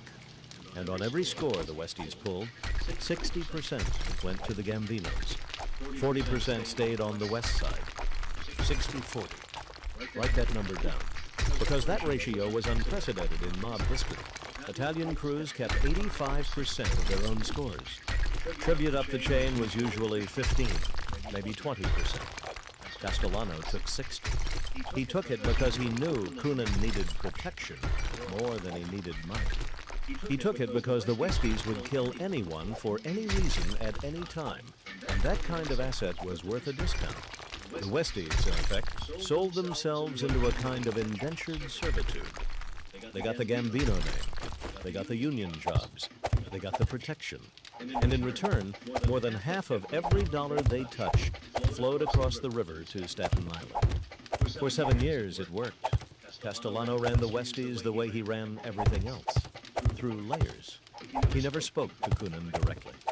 The buffer was a Gambino capo named Danny Marino, and above him a soldier named Roy DeMeo, who had his own crew of psychopaths in Brooklyn. DeMeo and Coonan understood each other. They both ran murder operations that disposed of bodies through dismemberment. DeMeo's crew used a meat hook in the back of the Gemini Lounge. Coonan's crew used a bathtub in an apartment on 10th Avenue. The two men sometimes shared techniques. They sometimes shared corpses. Then on December 16th, 1985, John Gotti walked into Sparks Steakhouse and changed the entire structure of the American Mafia. He had Castellano killed because the old man was about to indict half the family on a stolen car ring. He had Bellotti killed because Bellotti would have come for revenge. And in one wet evening, Gotti took the throne. But Gotti was not Castellano. Gotti was Howard Beach. Gotti was Queens. Gotti was a street guy who came up running hijacking crews at Kennedy Airport. He liked his soldiers loud, loyal, and Italian. He did not like the Westies. He did not understand them. And he did not trust an Irish crew that had operated independently for almost a decade and had killed more people than any single Gambino capo. Within weeks of taking power, Gotti called Coonan to a meeting. The location, by most accounts, was the Ravenite Social Club, 247 Mulberry Street in Little Italy.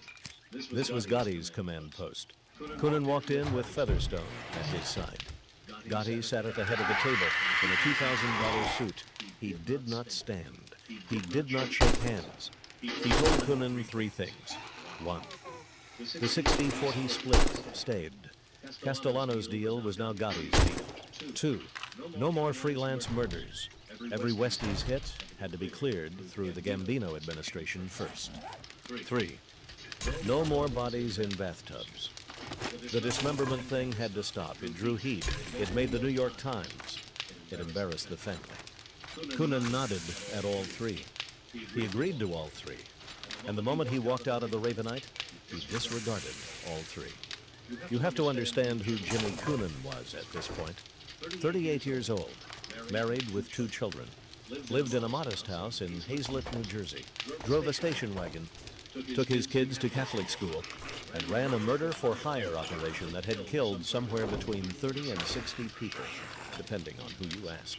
The number is disputed. The bodies are not. They were spread across landfills in New Jersey, the Hudson River, the East River, and at least one industrial freezer and Hell's Kitchen.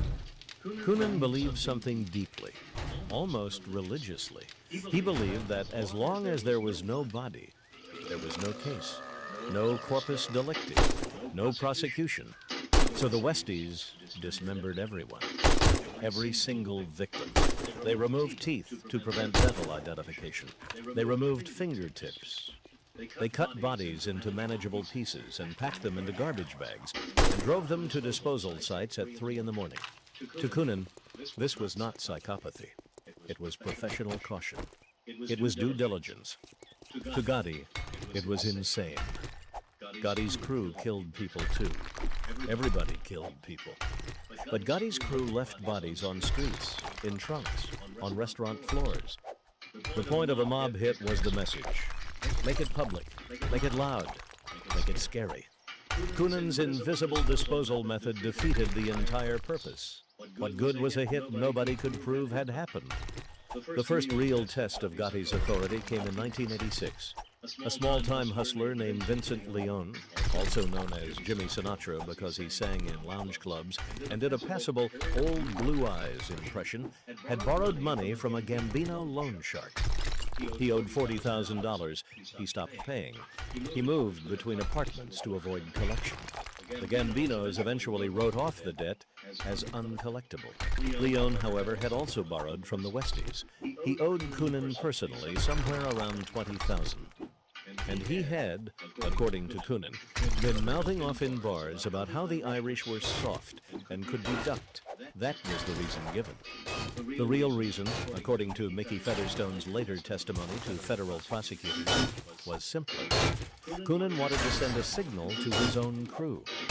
He wanted to remind them that nothing had changed under Gotti, that he was still in charge, that the new Italian boss did not run Hell's Kitchen.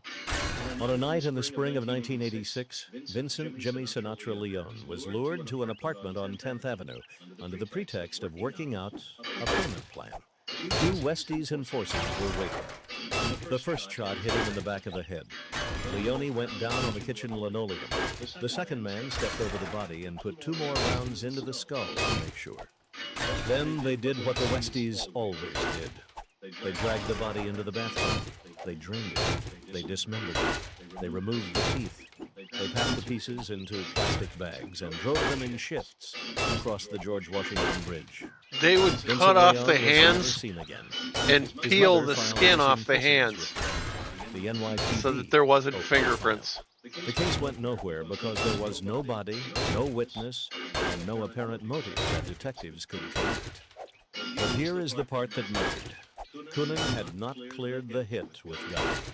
He had not even informed Danny Marino, his Gambino liaison. He had simply done it on his own authority, against direct orders. Less than 6 months after Gotti had taken the throne and looked him in the eye and told him those days were over. When Gotti found out, he was furious. The Ravenite was put on lockdown. Marino was summoned. Coonan was summoned. The story Mickey Featherstone later told the FBI is that Gotti screamed at Coonan for 30 minutes straight, cursed him, threatened him, told him that the next unauthorized hit would be Coonan's own. Coonan listened. Coonan apologized. Coonan paid an additional $30,000 tribute to the Gambino family as a gesture of contrition. And then Coonan walked back to Hell's Kitchen and continued doing exactly what he had always done. Because here was the truth Gotti could not face. He needed the Westies more than the Westies needed him. The Javits Center construction project was pumping millions into Gambino coffers through union kickbacks, and the muscle on those job sites was Westies muscle. The concrete deals on the west side, the cargo theft at the Hudson Piers, the bookmaking operations along 9th and 10th Avenues. All of it ran through Hell's Kitchen. All of it depended on Coonan's crew showing up and breaking heads when contracts needed enforcing. If Gotti moved against Coonan, the entire West Side cash flow would collapse overnight. Worse, the Westies were the only crew in New York crazy enough to go to war with the Gambinos themselves. They had nothing to lose. They had no aging dons to protect, no mansions on Staten Island, no soldiers in suburban houses. They had Hell's Kitchen tenements and a willingness to die in them. Gotti understood the math. He swallowed the Leone insult. He kept the 60-40 deal. And for the next 2 years, he tolerated a relationship that everyone around him could see was costing him control of his own organization. Things began to unravel in 1987. The crack was internal. Mickey Featherstone, the trigger man, the partner, the brother in arms, was set up by his own crew on a murder he did not commit. The Westies had killed a man named Michael Holley in 1985, and Coonan had quietly let the blame fall on Featherstone to clean up an old debt. Featherstone was convicted in May of 1986 and sentenced to 25 years to life. Sitting in a federal cell, Featherstone did the math. His wife Sissy visited him. She told him the rumor on the street that Coonan had framed him to take him off the board permanently. Featherstone, the Vietnam veteran, the man who had killed for Coonan a dozen times, made a decision that ended the Westies forever. He called the FBI. He flipped. For 13 months, Featherstone and his wife wore wires. They captured conversations with Coonan, with Westies enforcers, with Gambino soldiers. They documented the 60-40 split in detail. They documented the Leone hit. They documented at least 7 other murders, the loan sharking, the union extortion, the labor racketeering at the Javits Center. On March 10, 1988, federal agents arrested 10 members of the Westies in pre-dawn raids across Manhattan, Queens, and New Jersey. Jimmy Coonan was taken from his Hazlitt home in handcuffs while his wife and children watched. The indictment ran 14 counts under the RICO statute: murder, conspiracy, extortion, loan sharking, narcotics. Prosecutors connected the Westies directly to the Gambino family through Coonan's testimony, through wiretaps, through Featherstone's recordings. The trial lasted 4 months. The jury deliberated for 6 days. On October 14, 1988, Jimmy Coonan was convicted on all counts. He was sentenced to 75 years in federal prison. He has never been released. As of his most recent parole denial, he was still serving his time in a medium security facility, a forgotten man, a relic of an era when Hell's Kitchen still belonged to the Irish. Gotti watched it all from the Ravenite. He was not indicted in the Westies case. The Featherstone tapes did not catch him directly. Marino, his middleman, took a separate fall. But the damage was done. The 60-40 pipeline collapsed. The West Side cash flow dried up. The Javits Center muscle was dispersed. And within 3 years, Gotti himself would be sitting in a federal courtroom listening to his own underboss, Sammy the Bull Gravano, do to him exactly what Featherstone had done to Coonan. Here is what the Westies story reveals. The Mafia was never the monolith the movies sold. It was a confederation of crews, alliances, and uneasy partnerships, held together by money and fear. When Castellano cut the 60-40 deal, he turned a tribe of Irish killers into a Gambino weapon. When Gotti inherited that deal, he inherited a weapon he could not aim. The Dapper Don, with his $1,000 suits and his television smile, sat at the top of the most powerful crime family in America, and could not get a Hell's Kitchen Irishman to stop dumping bodies in the Hudson. That is the real lesson. Power in the underworld was always conditional. You held it as long as the men below you agreed to let you hold it. The minute they decided otherwise, all the suits and all the social clubs and all the press coverage in the world could not save you. Leone has never been found. His remains are somewhere in a New Jersey landfill, or at the bottom of the Hudson, or scattered across 3 states. His mother died in 1994, still waiting for word on her son. The NYPD case file remains open. Technically, in the eyes of the law, Leone is still missing. But everyone who needs to know, knows. He was killed in a tenement kitchen on 10th Avenue. He was killed because Jimmy Coonan wanted to send a message. And he was killed because John Gotti, the most feared boss in America, could not stop it. Hell's Kitchen never belonged to the Italians. It never belonged to Gotti. It belonged to itself. And by the time that Aperdon figured that out, Mickey Featherstone was already wearing a wire, and the entire arrangement was about to disappear into a federal courtroom forever. That is the story of the Westies. That is the story of the 60-40 deal. That is the story of the only crew in New York that even John Gotti could not tame. If you found this story fascinating, hit subscribe. We drop a new mob documentary every week. Drop a comment. What mafia figure should we cover next?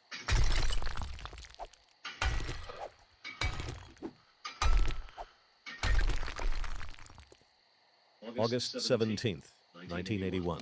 Just after sundown, a 2-family house on East 58th Street in Flatlands, Brooklyn.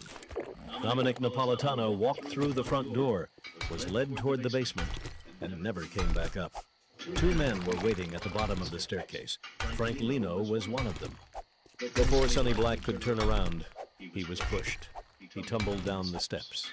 The first .38 caliber round went off, then another. Witnesses inside the house later told investigators that Napolitano, bleeding on the concrete floor, looked up at his killers and said one final sentence: "Hit me one more time and make it good." Then they did. This was not a street soldier. This was a made capo regime in the Bonanno crime family. A captain, a man who controlled one of the most active crews in Brooklyn, ran the Motion Lounge on Withers Street, and just months earlier had been one of the rising powers of the entire New York underworld. Sonny Black was 51 years old. He had silver hair that turned premature white, hence the nickname. He wore tailored suits. He moved with the calm of a man who had survived 3 decades in a business that buried most men by 40. And on the night he died, he did not beg. He did not run. He walked into that basement because he already knew. This is the story of the man Donnie Brasco left behind. The captain who vouched for an FBI agent opened his entire world to him and was butchered for it, while the agent walked away to write books and consult on movies. This is what happened in the 11 months between the day Joseph Pistone disappeared and the day Sonny Black was thrown down those basement stairs. You know what almost nobody talks about? The fact that the Mafia did not kill Sonny Black because he was stupid. They killed him because he had done everything right by their own rules, and those rules destroyed him. Let's go back. Dominic Napolitano was born June 16, 1930, in Greenpoint, Brooklyn.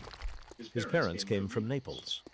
He grew up in a neighborhood where the loan shark on the corner was somebody's uncle, and the bookmaker behind the candy store was somebody's cousin. By the time Dominic was a teenager, the choice was already made. He was in the streets. He was running errands for older guys. He was learning the only trade that paid in his world. He came up under the Bonanno family, which at that time was run by Joseph Bonanno himself, one of the original 5 bosses who built the modern mafia in 1931. What set young Dominic apart was something simple. He listened. He did not run his mouth. While other guys were trying to look like gangsters, he was studying how the older men actually moved. By his 30s, his hair had gone prematurely silver. The crew started calling him Sonny Black. The name stuck for life. He got made sometime in the 1970s.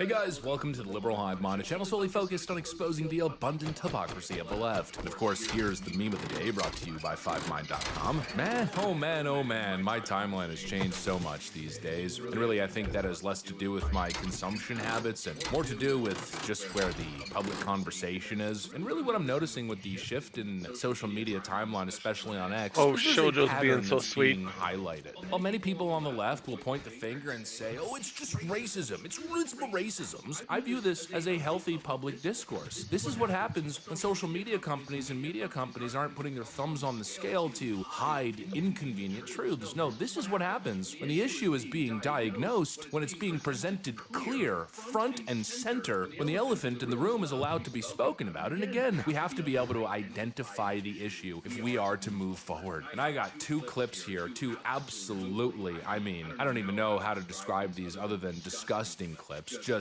almost unbelievable clips that really, I think, highlight a major issue in the wake of this Carmelo Anthony situation. And well, let's just go ahead and leave the intro at that. Let me show you guys these clips, and I'm sure it's all gonna come together, it's all gonna make sense. We got some stuff to get into, so let's roll the tape. All right, folks, so the first one that I wanna show you guys is this. The description says, black teen murders pizza delivery driver for pocket change, family lies on stand to save him. Just take a look. Are you making this up to try to help your brother? Prosecutors say just after Papa John's delivery driver Shane Barnador was murdered, Malik Buckley told investigators his younger brother, 14-year-old Reginald Lofton, and friend Jermaine Young woke him up, giving details of the crime. But on Wednesday, Buckley told jurors only Young talked to him. Second, did he tell you that during the lick, the pizza man flinched on him and the gun went off and you shot him? Yes. Prosecutors admit they aren't sure who actually shot and killed Barnador, but they believe both the now 15-year-old Lofton and 21-year-old Young committed the planned robbery together. And I said, Reginald, did you hear that gunshot? He said, no, I had my headphones on. Earlier, a crime scene investigator described her unusual discovery in the family's pantry. Did you look inside that box as well? Yes, I did. What did you locate in there? A gun. He adamantly denied that he was the person that had done that. Correct. He denied it, yes.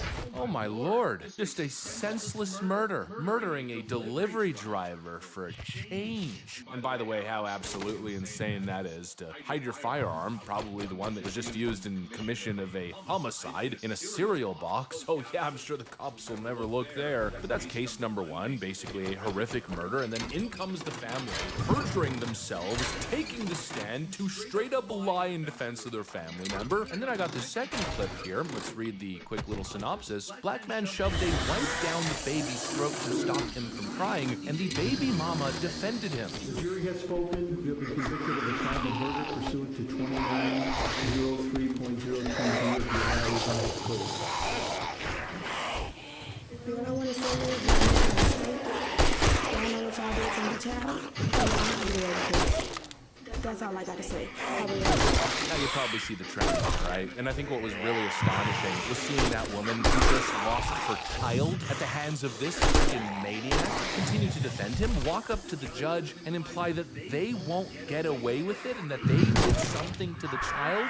And I'm seeing this and I'm just thinking, where is the moral compass? Where is the disgust? That's really the word that I want to highlight here. Where is the shame? Well, look, this might offend people, but I'm just going to say it because I think it's an observable fact. There's obviously an issue that is constantly on display here. Too many times in the black community, not to say that all, but very clearly at a higher rate, you see these acts that are horrific, that are so incredibly evil, beyond the pale. We seem to see this trend where people are willing to look past it in defense of the criminal. There seems to be, in some cases, less outrage at the crime and more outrage at the legal repercussions that then follow. We're certainly seeing that with the Carmelo Anthony case. You know, people seem to care less about Carmelo Anthony stabbing a kid in the chest, Austin Metcalf being dead, than the 35-year prison sentence. Time and time again, protection of the criminal, lies in courts, making up excuses, false narratives being perpetuated in the media, the public conversation in the community, attempting to downplay the crime, or just fabricate stuff out of thin air to defend the criminal. Or, of course, as we saw there, blaming the system, victim, blaming the courts in that case instead of the boyfriend who murdered your baby by shoving a wet wipe down the kid's throat, blaming anything and anyone except the person who actually committed the evil act. Instead of rejecting it completely, they circle the wagon and try to save the individual who caused horrific harm. And going back to the word disgust, clearly what we're missing here is real disgust, and not the fake surface level kind of, oh, that's a bad act, that's disgusting, and then moving on. No, actual deep disgust in your heart that makes you say that this is wrong, this is evil, we cannot stand with it. Some things are so disgusting, are so, again, like I said earlier, beyond the pale, that even if the person shares the same skin pigmentation as you, even if the person is your brother or your husband or your child, the act is simply indefensible. This is what I was saying in reference to Carmelo Anthony's family. If that was my kid who had done that, there is no way that I would sully my ethical code, my moral compass, to defend my child in that situation. I mean, I wouldn't raise my child and I have faith that I likely would never be in that situation. But if I was, hypothetically, there is no way I'm twisting myself in knots. There is no way I'm taking to the media and lying about the jury, all in an effort to bring sympathy to my child and get them off the charges. Some things are indefensible. Some things you have to be held accountable for. You do the crime, you gotta do the time. Time and time again, we see these situations. A pizza delivery man shot mercilessly. Over what? $15 in pocket change? A mother defending the man who murdered her baby? It feels like the disgust is completely absent, and without it, the moral line is completely erased. It's non-existent. Right or wrong doesn't matter. No, the only thing that matters is protecting your own.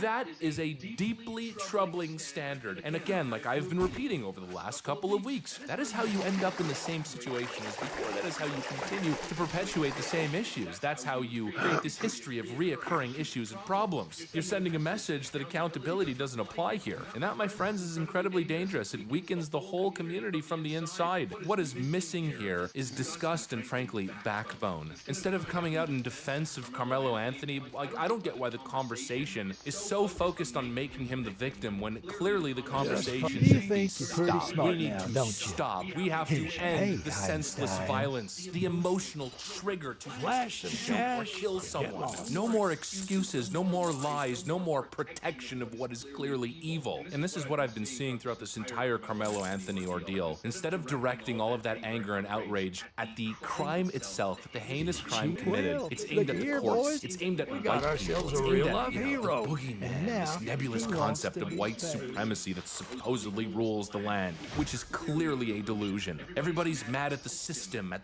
the man, instead of being disgusted by what actually happened, at the indefensible act. And until that changes, well, nothing changes, right? This standard of racial loyalty, family loyalty, above what is right, it's a recipe for disaster, and I mean, we've been seeing disaster for generations. What else can I say? Anyways, that's what I got. Thanks for watching, and I'll see you on the next one.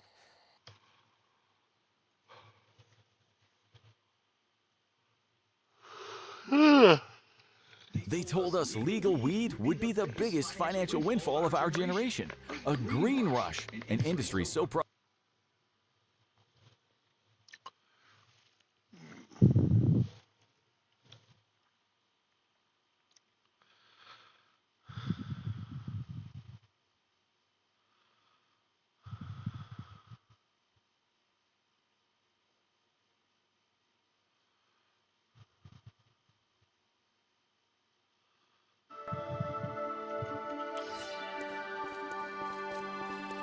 Hey guys, welcome to the Liberal Hive Mind, a channel solely focused on exposing the abundant hypocrisy of the left. And of course, here's the meme of the day, brought to you by 5mind.com. Okay, so this is quite interesting. I got something that popped up on my timeline here. I got a text message from Carmelo Anthony's father, directed at Sarah Fields, that's Drew Anthony, going after investigative journalist Sarah Fields from Texas. And holy frickin' moly, what an absolute doozy this is. I read this little back and forth, and instantly my brain thought of a couple things. The first thing is, well, honestly, I don't think the apple falls too far from the tree. I think Carmelo Anthony's behavior and lack of self-control, well, clearly it comes from somewhere, and I think we've found the source. And secondly, what an absolute and utter moron But beyond that, listening to Carmelo Anthony's parents, and especially the father, and we noted this reacting to Carmelo Anthony's parents' first media appearance since the verdict was finalized, very clearly what we see from Carmelo Anthony's family is honestly, I think, emblematic of the whole damn issue. Instead of accepting the reality of their situation, instead of trying to have a normal conversation, it's nothing but copium, making excuses, throwing personal shots, just pushing nothing but copium and, you know, appealing to this big racial grift and racial tribalism. It all fits into the larger pattern that we have been exposing. These people would rather attack, they would rather deflect, they would rather keep the grift going than take even a second to face reality. It's true on a micro level and certainly on a macro level. Let me show you guys what I mean by that. We got some stuff to get into, so let's roll the tape. All right, folks, so just take a look at this. This was posted by Sarah Fields. This is a text message from Drew Anthony. She writes, "For a while, Drew Anthony attempted to silence me by repeatedly messaging me on Facebook. I spoke with him a few times. Here's a sample of one of the messages that he sent me when he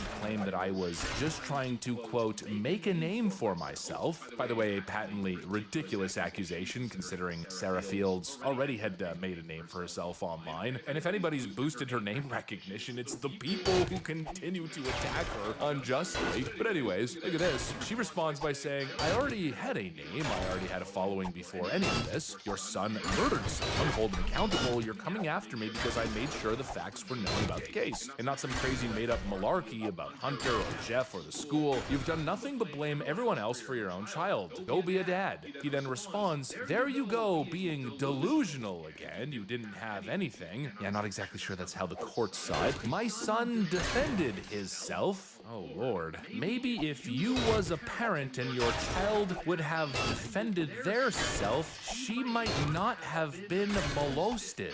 Holy crap. "I never said anything to anyone about the lies you spread." Sarah Fields, by the way, I would like to reiterate, has never lied about this case and has simply led with the facts since day one, mostly just updating people on the court process and the evidence being presented. "You're the one with the have-truths, not us." He then continues by saying, "You scared of Tiffany because she must have had the truth. Lol, yo lucky I don't know her." He's referring, by the way, to an individual by the name of Tiffany Billions, another character who's just an unhinged Dallas activist who has done nothing but lie about the Carmelo Anthony case for months, well, frankly, over a year at this point. Kind of interesting that he claims that Sarah Fields is a liar and then immediately jumps to suggest that Tiffany Billions is apparently a pillar of truth in this whole ordeal. But, you know, I don't want to get stuck in the muck and mire there. I'm not going to relitigate the facts of this case or address the claims that are being made by this Drew Anthony character who obviously, well, let's just put it nicely, isn't necessarily the sharpest tool in the shed. No, I want to look more at the overarching theme here because I think something is clearly on display. The entire interaction with the Carmelo Anthony crowd, well, how could I say this? It's brain dead.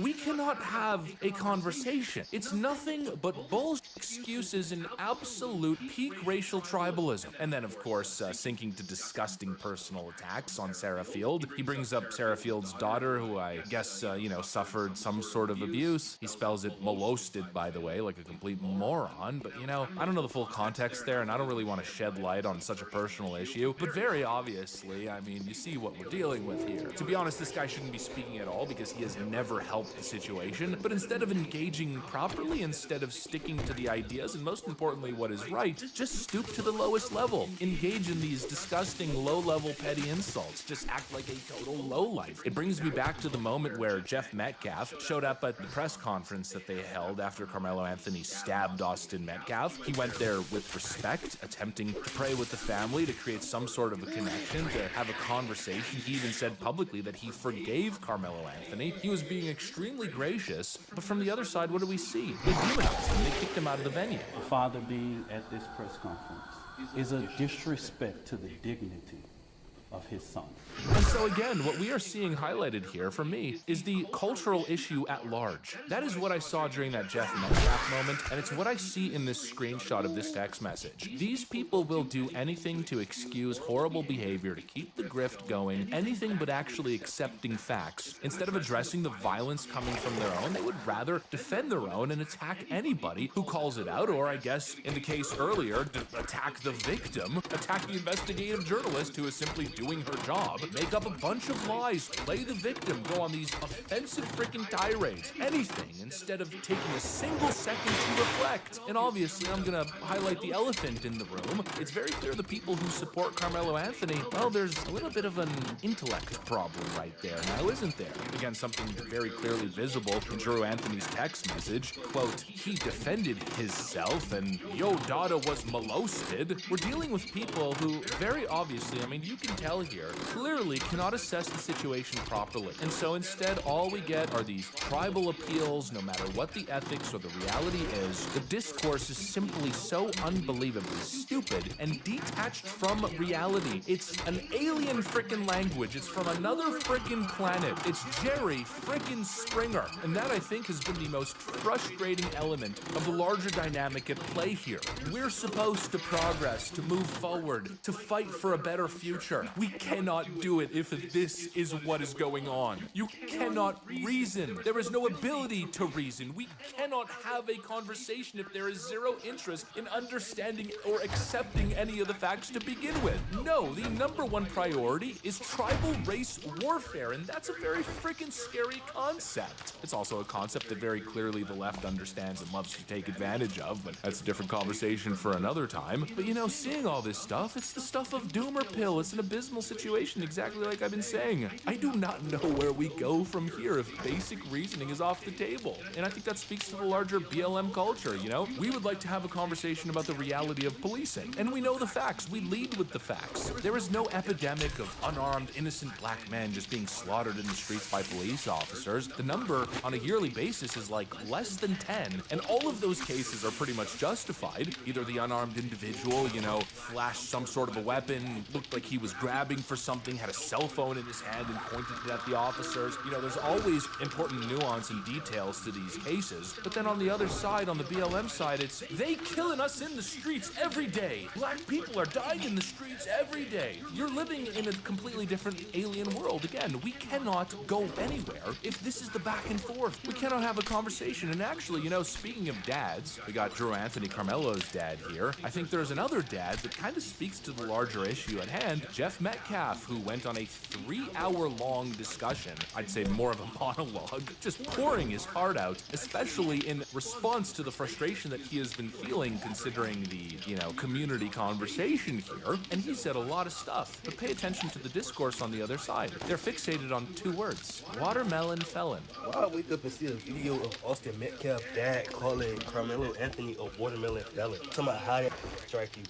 That strike me just like how that knife strike Austin. They're hyper fixated on those 2 words, as if that's the only thing that mattered. But of course, they're ignoring everything that he actually said that was factual and should be addressed. But if you ask me, what they should be offended by is the behavior from Carmelo's family, from his dad, from the community. And Jeff Metcalf is out here calling out the grift and targeting real issues, but of course, he's the problem. No, my friends, he is the solution, as crazy as that sounds. Drew Anthony, type of stuff that we're seeing from him, that's the problem. But of course, they would rather focus on those 2 words, continue perpetuating this victim narrative instead of zooming out and seeing the actual problem at hand here. The problem is that many of these characters like Carmelo Anthony, they're too quick to violence. They're too emotional. There's too many narratives of F the white man and F the white system, and we're the victim. There's too much lashing out, too much hyper emotion, too much violence. But instead of addressing that, we see continued excuses for it. We see justification for it. You know, we read headlines like this instead from Dr. Stacy Patton. She writes, "Dear Jeff Metcalf, your son is dead because you failed to teach him that black boys have boundaries." Yeah, it's not Carmelo Anthony's fault. The issue isn't this culture that we see pop up time and time again of jumping to extreme violence at the slightest confrontation. People getting murdered over cold fries or stepping on someone's freaking Jordans. No, you people just need to respect our boundaries. It's a special kind of stupid. It's a destructive kind of stupid, and it is very clearly what is on display here across the board, and these people are very clearly perpetuating it. Anyways, that's what I got. Thanks for watching, and I'll see you on the next one.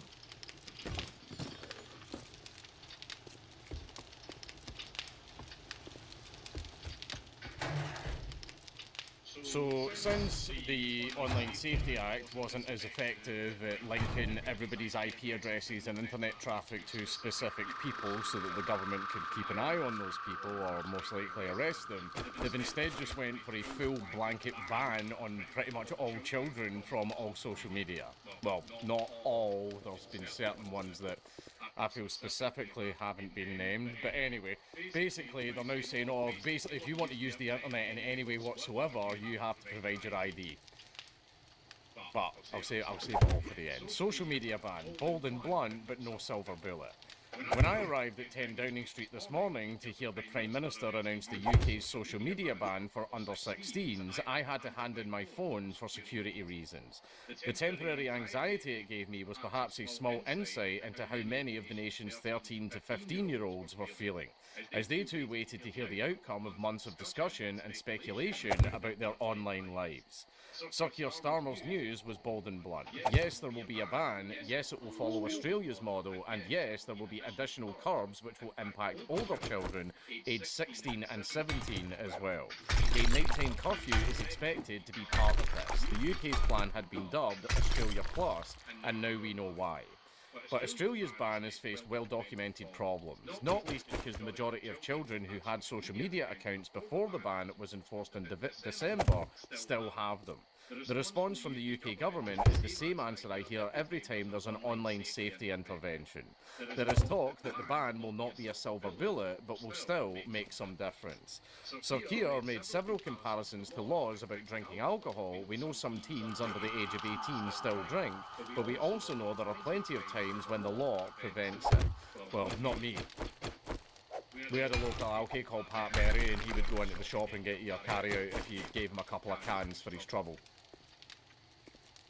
He's dead now, but anyway, he rose to death under a bridge, funnily enough. But anyway, well, just so everybody knows, see how where Riley's pool hall used to be, it's called something else now. See where the famous Tunnock tea cake little statues are near the plug in Colt Bridge? We'll see where they are. There used to be a tunnel under the bridge that took you up out the other side where Riley's pool hall is, and it was in there he was found. He just staggered home drunk one night, passed out under the bridge, and hey-ho, froze to death in the night. Another, I was going to say which is a shame, but no, Pat Berry was actually kind of a piece of shit. But anyway, but we all know 16-year-olds can legally get married, have sex, join the armed forces, and in some parts of the UK, vote in some elections. Can they not also be trusted on Instagram at night? Given how many horror stories I have heard during the course of my career about children coming to harm on gaming platforms and forums, it was surprising to learn that they will be exempt. However, they will have to disable live streaming, as that is included in the ban.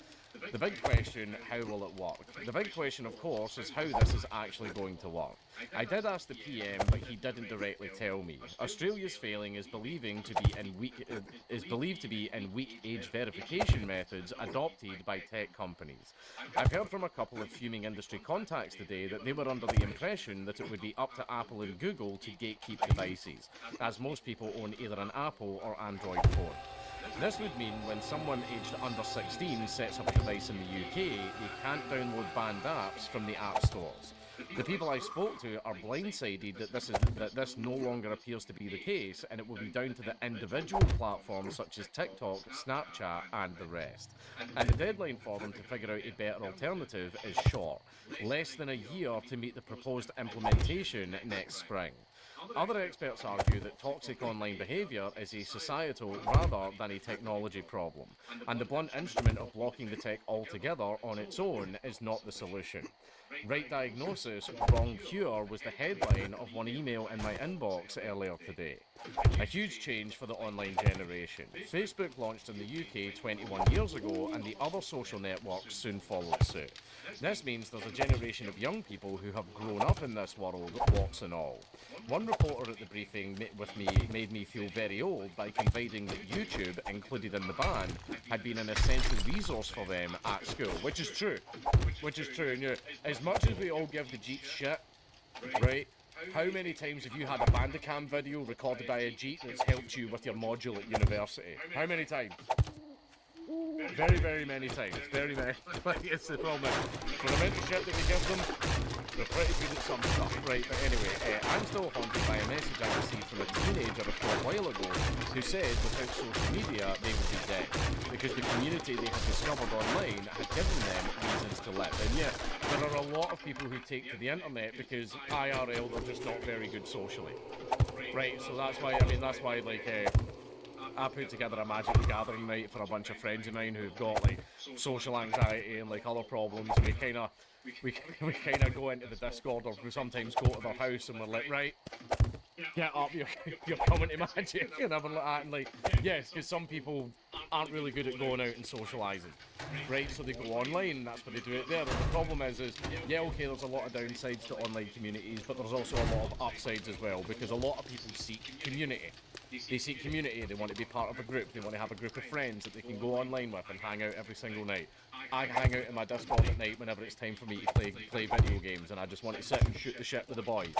Right? That's fun for me because, again, like I've got kids and stuff like that, and I've got like 3 different jobs and I work all the time, so I don't really have a lot of time to like go out and socialise. So I'll just sit on Discord for a few hours every night and hang out with everyone. Right? And there's a lot of people who are in the same boat. There's a lot of people who don't really connect with people at school, but they connect with online communities. And basically, you're saying to these young kids, they might have people online. Basically, there's no fucking exploitation. There's none of this fucking strange shit or like bullying or anything like that. It is just a group of kids, they hang out, they play Call of Duty together, or whatever fucking game it is they play, or they hang out and they share memes and they just chill. And you're basically taking that away from them. So there's a lot of children that are actually going to lose their social network. Because they don't really want to hang around with people in real life, or they're just not very good at it. Whereas if you do it online, it's actually a good way to essentially socially train yourself. Right, and all of that's going to be getting taken away from them, so that's a little bit of a problem. There are also, of course, many tragic examples of the exact opposite of this. Campaigners and government ministers say the tech companies have had years to do more to protect children, and have failed to do so. The companies argue they have introduced numerous parental controls and blocked access to features they know to be harmful. But Sir Nick Clegg, former senior exec at Meta, once says that there were so many parental controls that parents were overwhelmed by them and didn't use them. Skill issue. Skill issue, fucking use them. Stop being lazy. Stop being lazy. In fact, they even produce guides of like, oh, here's what you click, here's what you do, here's how you set this up. Learn. We're in the modern world. There's a person that I know who runs an online business and doesn't know how to send a Facebook post. Seriously, and I have to say, like, learn. Stop handing me your phone and get me to do it for you. Right? Learn. You run an online business. Learn. Take the 5-10 minutes to actually learn how to do it. I think many parents can relate to that. Tough shit. It's not the government's job, is it? Again, you all know what I'm going to say, but I'll save it for the end anyway. My sources say the tech companies won't fight the ban as long as they feel it is fair to all of them. But I'm not convinced all of them do feel that today. There's also concern that banning the big mainstream apps will push children into darker, less regulated corners of the internet with fewer or even zero protections in place. Yes. Yes, absolutely.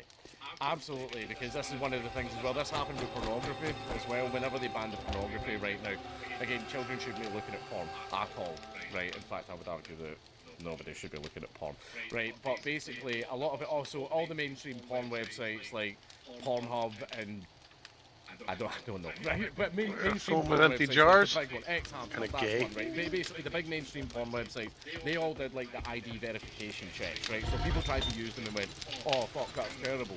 So instead, people started There we go, using 149 of dodgy them. websites, the ones that don't really care about laws. So guess what kind of content's on there? So basically, yeah, as soon as you do that, it pushes it underground and it makes people go to all the dodgy shit. And because that's all away and hidden, there's no way for you to see how much damage it's really doing, who's actually looking at the stuff, and it makes things a hell of a lot worse. Right, so basically, yeah, that is something that it will happen. I say can, it's going to happen. Kids are going to be pushed into really, really dodgy communities on the internet because they've been kicked off of the big main ones. There's a chance the whole thing could end up in judicial review because of the speed at which it is being rolled out.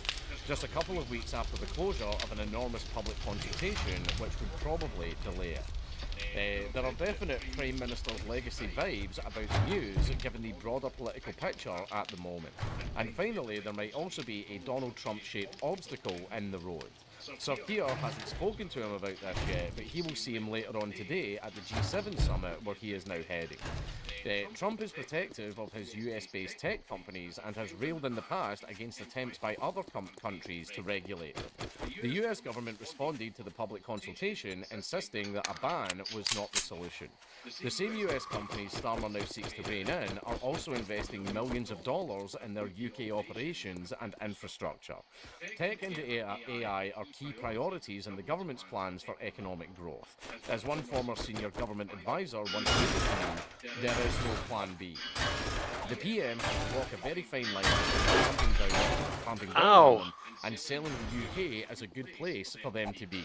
We will see in the coming months whether any of them choose to vote with their feet. And this is the problem. The more and more business regulations that you bring in, the more and more you make it less profitable for them to operate in your country because they have to get all of this shit to meet your massive amounts of regulations.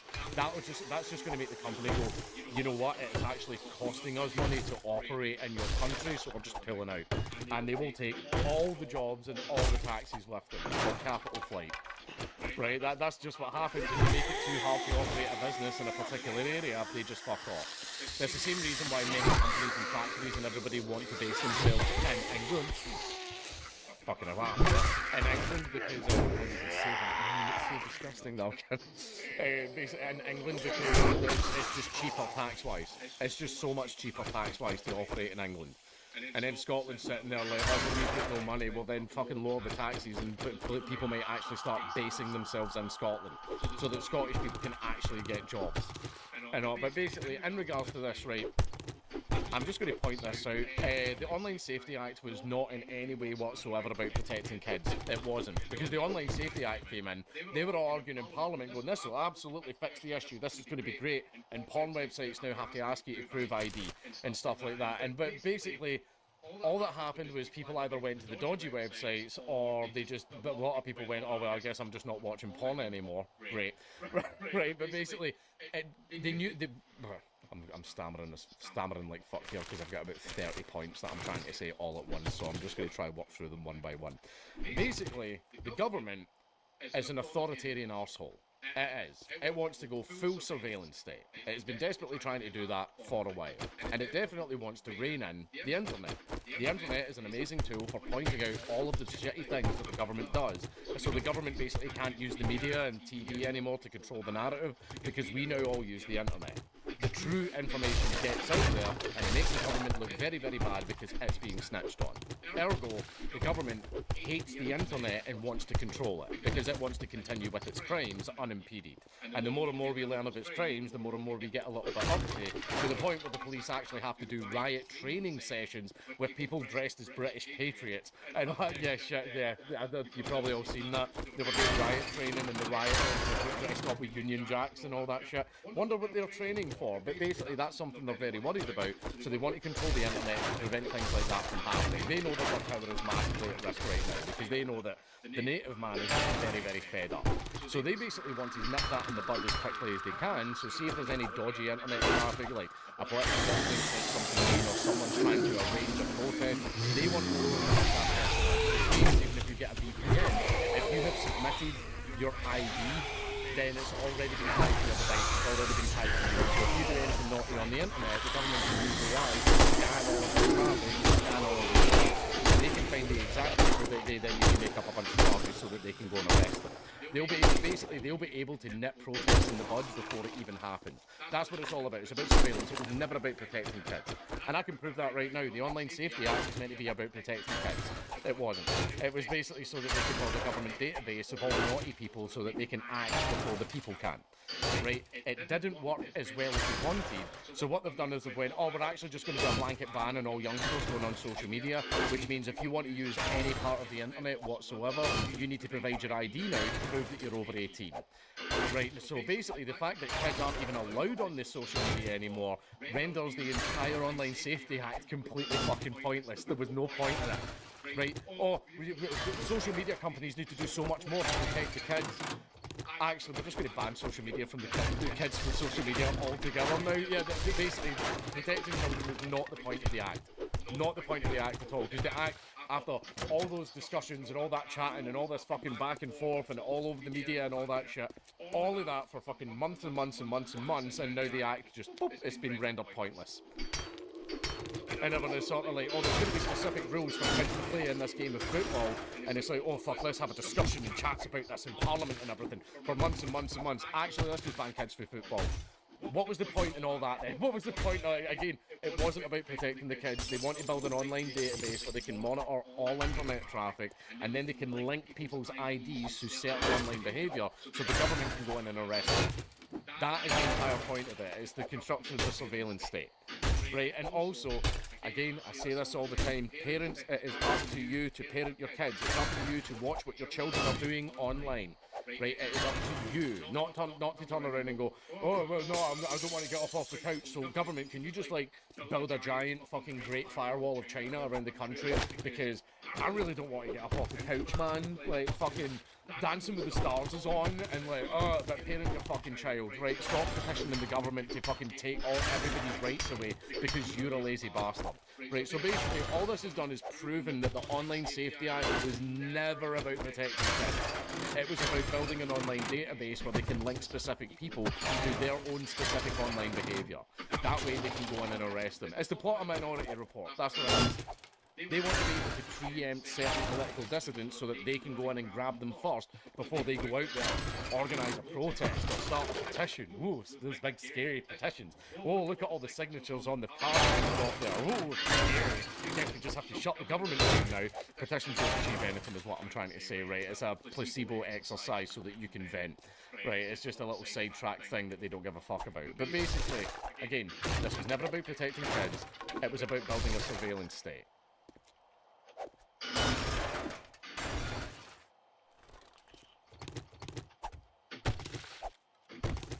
Yeah, I'm thinking we're back. Piracy has once again been a huge talking point in the global conversation. There's a lot of people going back to the old ways of just pirating content because, well, it's been a big old headache, a huge nuisance to just actually get things through the proper channels.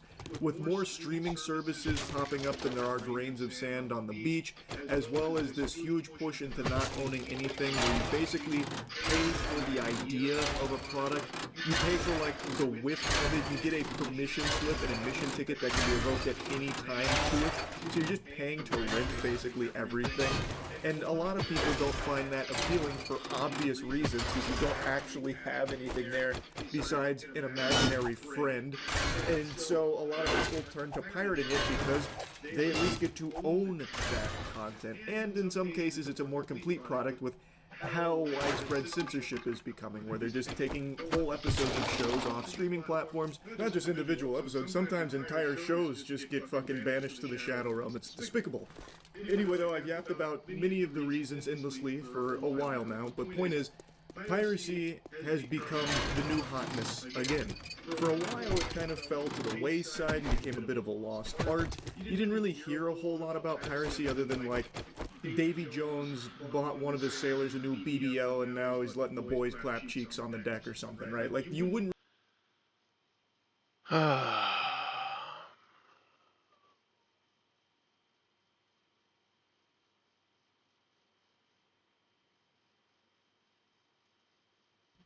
So Gavin Newsom right now is having a panic attack, and now he's under investigation. Not only that he's under investigation, but his wife is as well. And what is Gavin Newsom trying to do? He's trying to blame this investigation on President Trump, which, if we all know that this started under the Biden administration from a whistleblower, somebody from his inner circle who pretty much told off on him. And I think this happened like in Sacramento or something, and now he is panicking. Now he's going on this tantrum crying. Donald Trump is coming after me. Ooh, the psych ward. How exciting. She's in a hurry to die. I'm running for president. So this is what he's trying to do, but he don't want to tell the truth. Even CNN came out in the news that this started under the Biden administration from a whistleblower, pretty much from his inner circle. And now he's crying because the DOJ just showed up to his front door. Not only his front door, his family's front door, his friend's front door.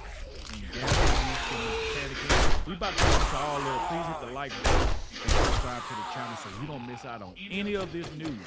So let's check this out right here. I'm gonna show y'all a few of these, and we're gonna get to some of these clips of him crying. This will be a good one, so make sure you stay to the end. It's that Gavin Newsom and his wife $30 million fortune under DOJ scrutiny. California's Governor Gavin Newsom and his wife Jennifer Newsom are facing questions about their massive personal wealth estimated at $30 million as a DOJ investigation heats up. Newsom's official salary is just $245,000 a year. Pocket change compared to their fortune. His wealth largely comes from his partial ownership stake in the Plumjack Group, the wine restaurant and hospitality empire he co-funded with Getty family backing. This includes multiple award-winning Napa Valley wineries. Boards estimate the wineries alone are worth over $400 million. Restaurant, hotels, and retail businesses. Jennifer Newsom earns more than $150,000 as founder of the feminist nonprofit The Representation Project, which has also paid around $150,000 annually to her media production company, Girls Club Entertainment, with the couple's combined nonprofit and business ties pulling in millions over the years. California deserves real accountability, not politicians with massive private fortunes and potential conflicts of interest while running the state. What do y'all think about this level of wealth and influence in California? So you can see Gavin Newsom and his wife right here. Now he's trying to blame this right here on President Trump, trying to say, oh, Donald Trump is putting the DOJ on me, but he won't tell the truth who actually went after somebody that was in his, pretty much in his circle. Is that Newsom agrees to the $31,000 ethics fine over LA wildfire donations. Governor Gavin Newsom has agreed to pay a $31,000 fine after the Fair Political Practice Commission found he failed to timely report 5.5 plus million in behested donations, many directed to wildfire relief efforts following the 2025 LA fires. So like I said, y'all let me know what do y'all think is going through Gavin Newsom's mind right here? What do y'all think is going through his mind right here? Do he look like he's about to cry? Let me know in the comment section. Do Gavin Newsom look like he's about to cry? And especially after sitting up here telling this lie that Donald Trump is the one coming after him because he's going to run for president, or he's thinking about running for president. This man can't even run California. So how in the world he's going to be president and he can't even run California? It's like, come on. Breaking, the DOJ is investigating Gavin Newsom and his wife, Jennifer Newsom. Jennifer Newsom has funneled nearly $4 million to herself from her nonprofit funded by Gavin Newsom's donor.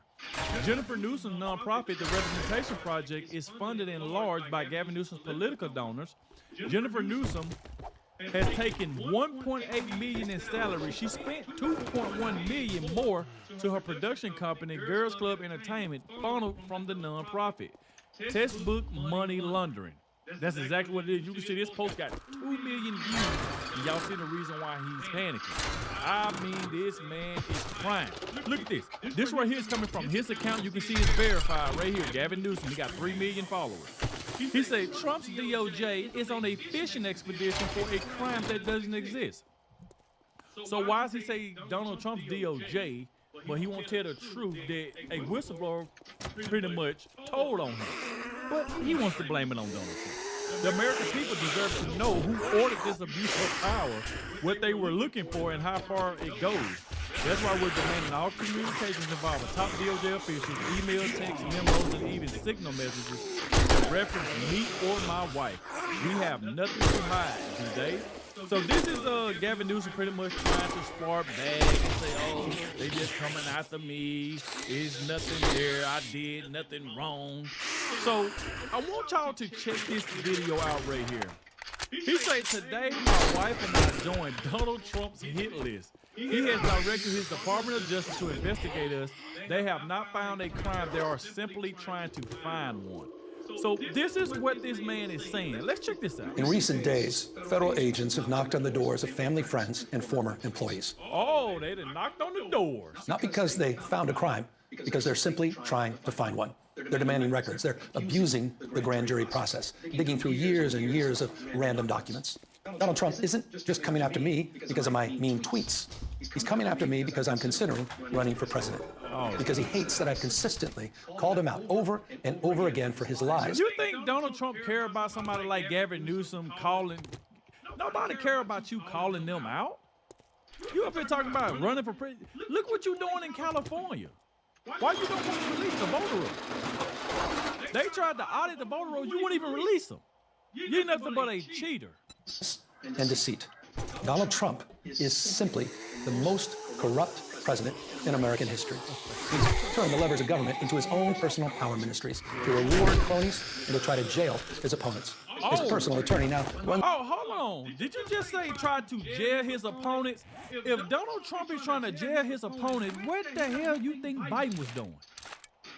How many times did we see Donald Trump in courtrooms because the Democrats were trying to jail their opponent? Huh? So this is the hypocrisy rate. This is what I'm talking about right here. Y'all did crimes. You talking about he trying to jail his opponent? He trying to come after his opponent? Look what y'all did. Look what the Democrats did. All the way up to the election, y'all had this man in cold courtrooms. You had Jack Smith. You had Fannie Willis, Letitia James. You had all of these people going after President Trump, trying to throw this man in jail, tried to bankrupt him. Like what? Runs the Department of Justice, which has repeatedly gone after his political enemies. Ask Jerome Powell. Sent them after James Comey, Tish James, Adam Schiff. He sent them after Tim Walz, and a woman that a jury found Donald Trump had sexually abused. Look at him. One by one, anyone who has challenged Donald Trump has ended up on his hit list. And today, I proudly join that list. After calling for my arrest last year, Donald Trump directed his Department of Justice to investigate me. And just in the last week, I've learned that his campaign has reached my own home. To get me, he's coming after my... DOJ can't see. Look at his eye, y'all. He is shaking.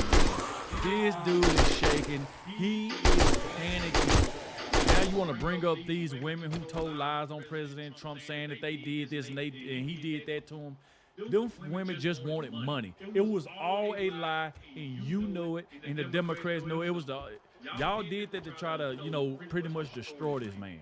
This is what y'all tried to do.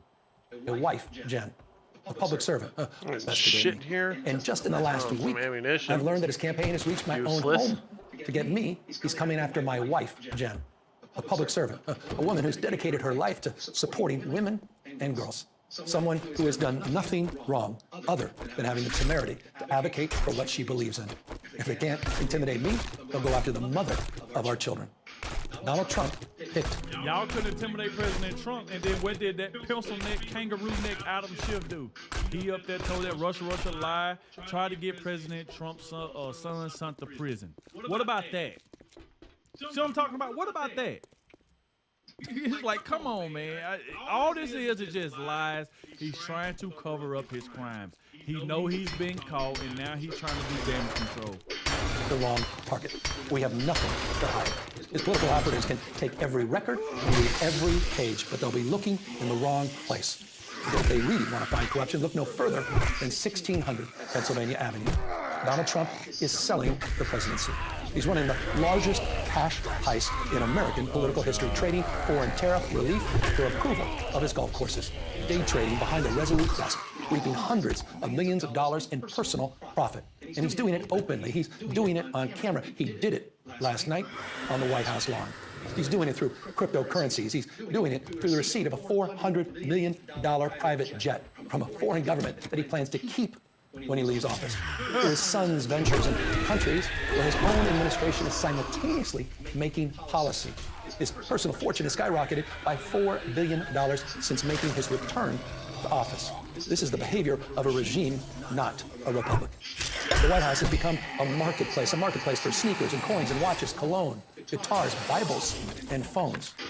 Influence for sale, access for sale. And today, my family and I can personally confirm that justice is for sale. To Donald Trump, who I know is watching because he watches everything, I have a message for you. You can subpoena my records, you can investigate me, you can harass me, Put my name on every and any enemies list you have, but leave my wife and family out of your personal vendetta. I'd like to say... You see what I'm talking about? How he keep on trying to make it seem like President Trump is going after his wife. We're going to get to that in a minute. Something to my wife. These times are not normal. They're not ordinary. I love you, and I'm sorry he's doing this. You have not earned a single one of the indignities that he's trying to inflict on you and our children. And to Donald Trump, this country does not belong to you. It does not belong to your cronies. And we're going to fight your lawlessness. And we're going to continue to remind the people of this country of your corruption. That same corruption our founders warned us against as we move to celebrate our 250th anniversary. I'm going to keep reminding Americans of what they warned would happen if a man with no character ever held the office of presidency. So let me say it again. Mr. President, come after me. I'm not going anywhere, and the country is watching. So y'all heard that right there coming from him. He up here crying, he's shaking, he's trying to pull on the string of people, trying to make sense. Oh, Donald Trump is coming after my wife. Donald Trump is doing this. So let's get to this right here. Bombshell. Even Gavin Newsom's own people knew he was a crook. Newsom cries that Trump is targeting him and his wife while conveniently forgetting one massive detail. The federal investigation into his shady finances and Jennifer's nonprofit pay-to-play scheme began in 2025 under the Biden administration. So what do that got to do with President Trump? Look at this. While conveniently forgetting one massive detail, the federal investigation into his shady finances and Jennifer's nonprofit pay-to-play scheme began in 2025 under the Biden administration. Whistleblowers from his own circle blew the whistle on the corruption. His own team saw the grift and couldn't stay silent. Now the Sacramento U.S. Attorney's Office is handling it. This isn't political persecution. This is accountability finally catching up to California's most corrupt power couple. The walls are closing in. Gavin, the truth always comes out. It's familiar to Fox News that the investigation has actually been ongoing since 2025 and that the probe is based on whistleblower complaints related to Newsom and his wife's personal finances. Now, the case is apparently being handled by the U.S. Attorney's Office in Sacramento, and as you pointed out, the governor remains defiant, saying today that the president is, quote, coming after my wife, Jen. In recent days, federal agents have knocked on the doors of family, friends, and former employees. Not because they found a crime, because they're simply trying to find one.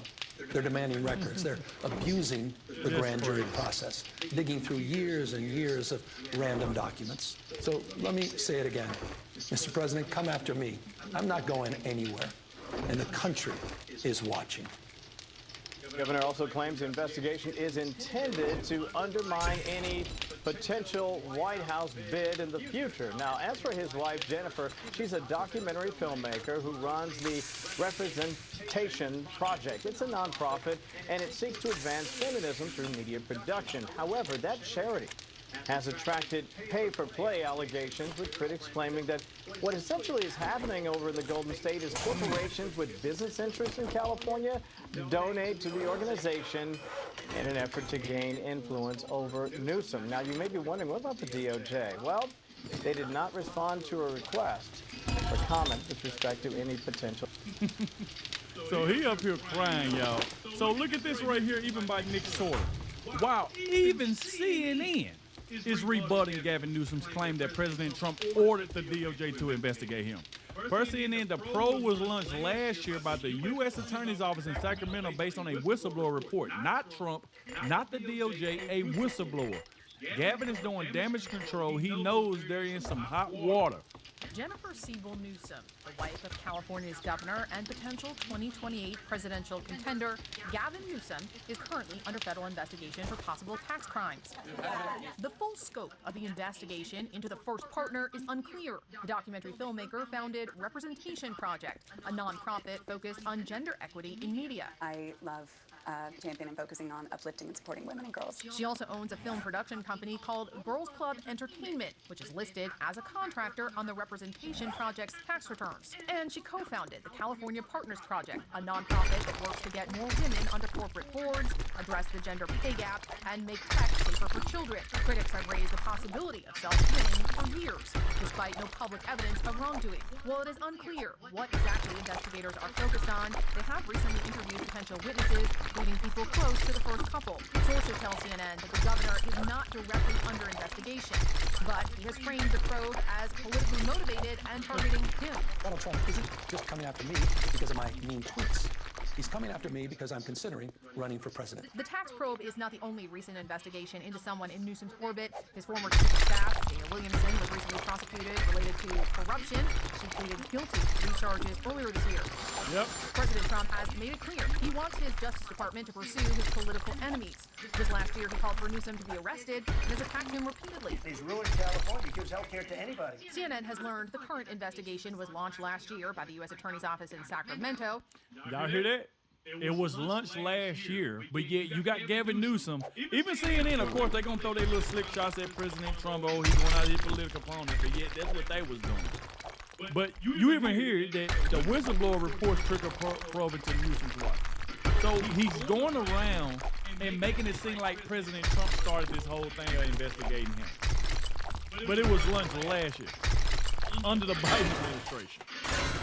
Just last year, he called for Newsom to be arrested and has attacked him repeatedly. He's ruined California. He gives health care to anybody. CNN has learned the current investigation was launched last year by the U.S. Attorney's Office in Sacramento based on a whistleblower report. Acting Attorney General Todd Blanche declined to answer questions Monday on Capitol Hill. Can you confirm if the Justice Department is investigating Gavin Newsom? If the president directed you to do this? Todd Blanche one finna ask. Like it's like the proof is already out there. So salute to Jennifer right here, Jennifer Van Laar. I want y'all to see this right here. She said, do the math with me regarding Gavin Newsom's income. He make $1.4 million yearly income, $450,000 in federal state taxes, $200,000 paid to domestic workers, $150,000 private school tuition, $200,000 in property taxes, $20,000 at least in utilities. Okay, we're at $1 million. Now add $120,000 a year in mortgage payments for the Sacramento house, and $506,000 a year in mortgage payments for the new house, which his in-laws had to guarantee. And that's not including food, clothes, entertainment, sports for 4 kids. Their financial disclosures don't show any large scale of assets, and Gavin can't sell assets out of his blind trust anyway, which is where the bulk of his assets are. If the trustees sell assets, the proceeds have to remain in the trust while he's in office. And if her parents were going to give the money, why would they make her get a mortgage? See what I'm talking about? And then you can see this right here. This guy is a straight freaking liar, man. A straight liar. So I even want to show y'all this right here. MSNBC confirms the Trump administration has been pressuring career civil servants to come up with a case against Gavin Newsom. Really? Oh. All right, as promised, let's bring in Carol Leonnig, managing editor. She's senior investigative reporter, also managing editor at The Bulwark and MS Now contributor Sam Simon. I'm giving your title, Sam, along with staff writer at The Atlantic and MS Now contributor Mark Leibovich. We have James and Lisa standing by, along with Mike Madrid, who is here as well. All right, Carol, not to give you a new job, we like you here at MS Now. Please don't go anywhere. Give us your reporting, your details on this Newsom investigation. I can't help but grin since Sam and I are friends and neighbors, and he keeps trying to hire me, but that's news. I just want to be clear that we have some interesting context and news here, but we are still trying to confirm all the boundaries of it as we go. First off, I want to say that we have in sources 2 really important nuggets. One is that the Central District of California, the U.S. District Attorney's Office in the Central District has been pressing Illinois prosecutors to come up with a case against Gavin Newsom. However, a source tells us that the prosecutors and investigators that have been contacting Newsom are actually based out of Sacramento in what's called the Eastern District of California. And there was an investigation of a staffer of Gavin Newsom's that was based out of that office, or if not led by that office. And now we are hearing from one source with some reliable information that this is the office that Newsom is referring to, although he may not know it, but the investigators who have been contacting family and friends are based out of that office. But yeah, he's still going around saying that Donald Trump is starting this whole thing. Donald Trump, leave my wife out of it. Like, what? Like I said, that's what you call damage control. That's all he's doing, because he wants people to feel sorry for him. Nobody feels sorry for you, Gavin Newsom. Not at all. Gavin Newsom and his wife are officially under investigation by the DOJ. Remember, independent researchers found that $5 million was funneled by Gavin Newsom to his wife's office that he created. So let's go ahead and go down here, and I want y'all to listen to what this guy right here was saying. Now Spencer Pratt has put Newsom on notice, telling him you're never going to be president, that he has nothing but time for the next 3 years to ensure that it doesn't happen. His team of 70 lawyers, these are his neighbors whose houses burned too, in case you didn't know. They're all working together, and Newsom is the spokesperson for the whole operation. They found the office of the first partner, who was run by Newsom's wife. So instead of clearing the brush in Topanga that would have prevented the fires in the Palisades, they donated their money to themselves. Over $5 million has been donated to the office of the first partner. Again, that's his wife and him. They've been stealing from California. This is just the beginning. This is why I think all of a sudden we have Harris coming out of nowhere saying she's not going to be the governor. She's actually going to run for president, because at the end of this, Newsom could be done.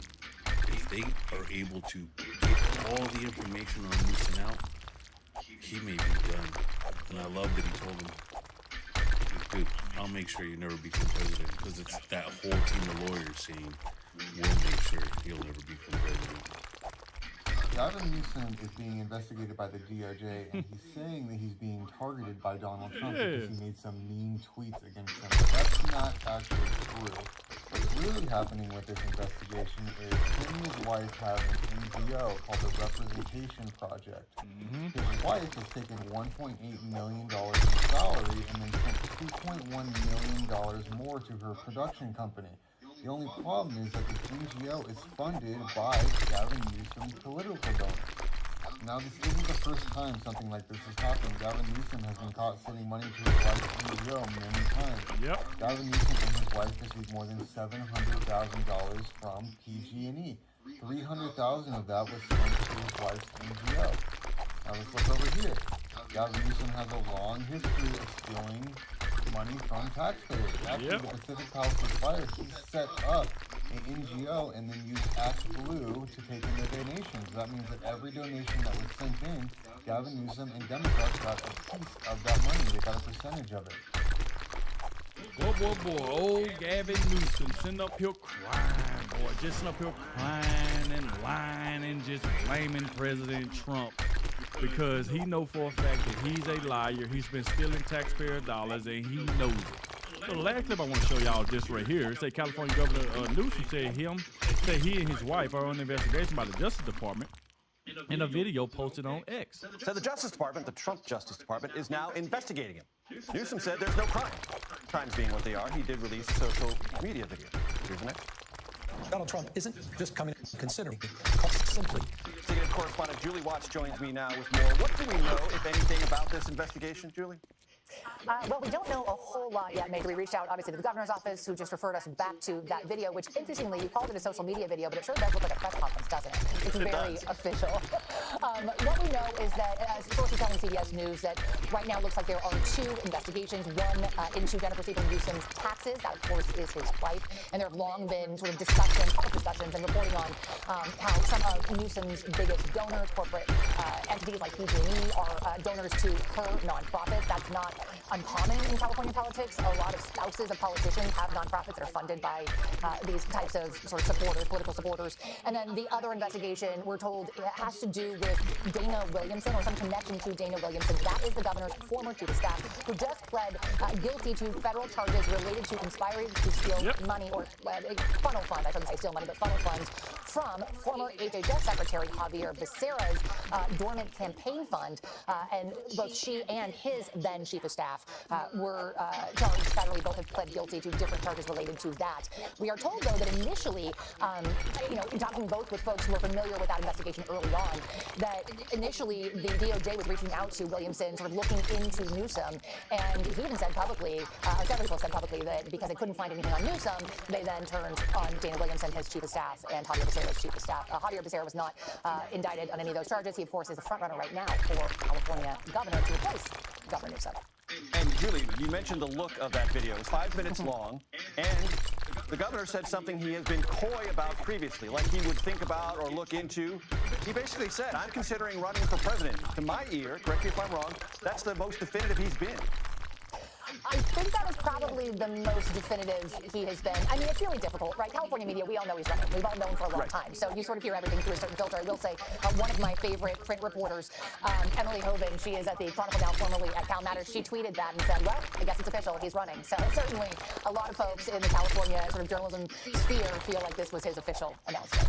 And very quickly, Julie, he wants the Justice Department to come after him because he wants to continue to portray himself as a fighter against what Trump represents politically and judicially. I can't speak for the governor, but were I advising him, I would certainly say it is good for him to have Trump attacking him. He wants his name coming out of Trump's mouth as much as possible. It's great for presidential run. So, like I said, y'all let me know what y'all think about this in the comment section. Obviously, like I said, nobody's going to vote for Gavin Newsom. This man, like I said earlier in the video, he can't even run for, you know what I'm saying? He can't even run California. How he going to run the United States? And by the way, let me know in the comment section if y'all did stay to the very end of this video. I appreciate all of you who always let me know time in and time out that y'all watch and stay to the very end of the video, because it definitely helped get it out there. It definitely helped the channel grow. And like I said in my previous video, a lot of y'all been asking how can y'all donate. If you go up under this video in the description, I have a Cash App and a PayPal. If you would like to donate, support the channel, I appreciate all of y'all. So I definitely have to let y'all know that, because I get a ton of messages. Hey, how can I donate? How can I support you?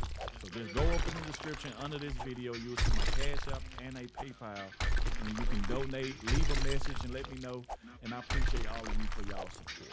So like I said, I will keep y'all up to date as more information comes out. Obviously, y'all can see Gavin Newsom up here crying and trying to blame Donald Trump for something that already had started under the Biden administration. So, like I said, that's everything you need to know. So, once again, thank you all for watching, and I'll catch y'all in the next one.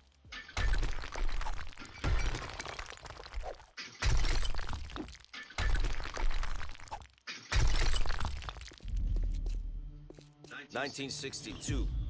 It had been 5 years of turmoil for the five families. Public slayings and shamings. Coups gone wrong. By this time, the families were led by Joe Bonanno, Tommy Lucchese, Carlo Gambino, Joe Profaci, and Vito Genovese. Genovese remained one of the most feared and powerful bosses on the commission, despite getting nabbed on a drug charge back in 1958.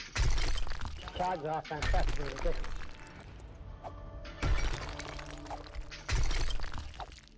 While in prison in Atlanta, Vito Genovese feared that a member of his own family, who was also serving a lengthy sentence, might be tempted to flip and turn state's evidence to betray Omerta. The member's name was Joseph Valachi. Joe Valachi was a two-bit hood in the Genovese family, and he got arrested on a drug charge. And it wound up that he was in the same prison in Atlanta with Vito Genovese. And at some point, he either gets tipped off or he gets the sense that he's run afoul of Genovese and he's going to be killed. The story is that Valachi believes that Genovese had fingered him for assassination. She said, you know, sometimes you buy a barrel of apples, and one of these apples touch. Not all of them, but these touch. It says the apple has to be removed. Oh, they touch the rest of the apples. Grabbed my hand and he gave me a kiss. This is a suspicious kiss. The kiss of death.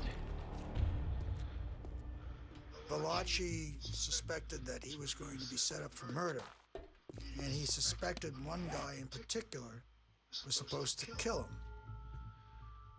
I made one lap. The yard is about, I say, 4 blocks long. Then I made another lap, and then I made another one, and then on my way back, I spot Joe Beck. Well, he was walking with another guy. And right away, I saw a spot like that, the spike, and I went to wake on Joe Beck. I hit him on the head with the pipe very hard. And then I saw a couple of guys running towards me.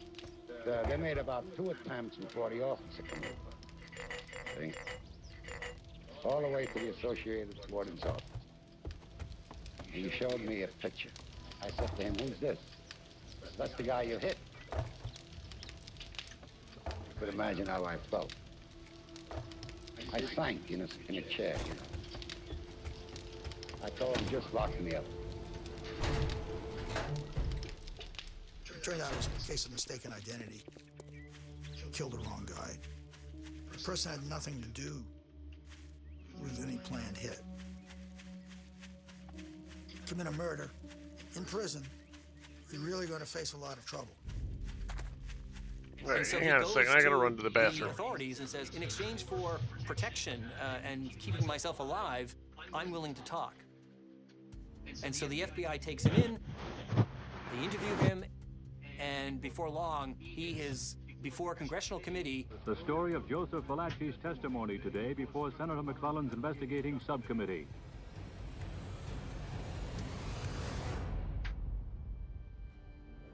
Valachi is going to commit the greatest sin of a mobster, which is to break the code of omerta. Omerta is the code of silence. We do not talk to the law. We do not talk to outsiders. All of our business is private.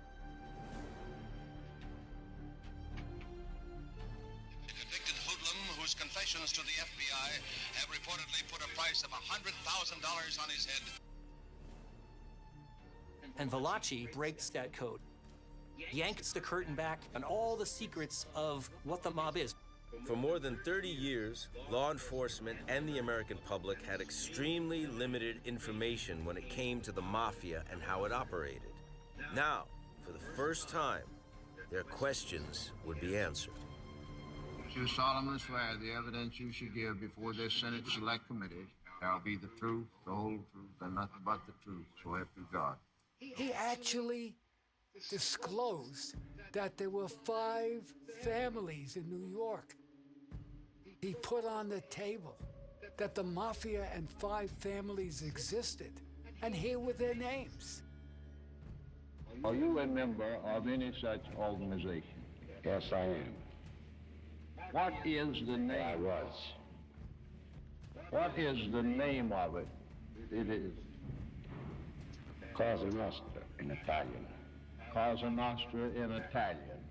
Our thing and our family in English. Our thing and our family in English. We'll come back to that later, but that is an organization, is it, that requires absolute obedience? Yes. And conformity to its policy as handed down by those in authority. Yes. Why do you feel like it should be destroyed? Well, through the years, first of all, I want revenge. Second of all, they've been very, very bad to the soldiers. And they've been thinking for themselves all through the years. As the senator put it before, what did I get out of it? What'd you get out of it? Nothing but misery. Misery was right. And for New York's 5 families, there would be much more of that to come. Good afternoon.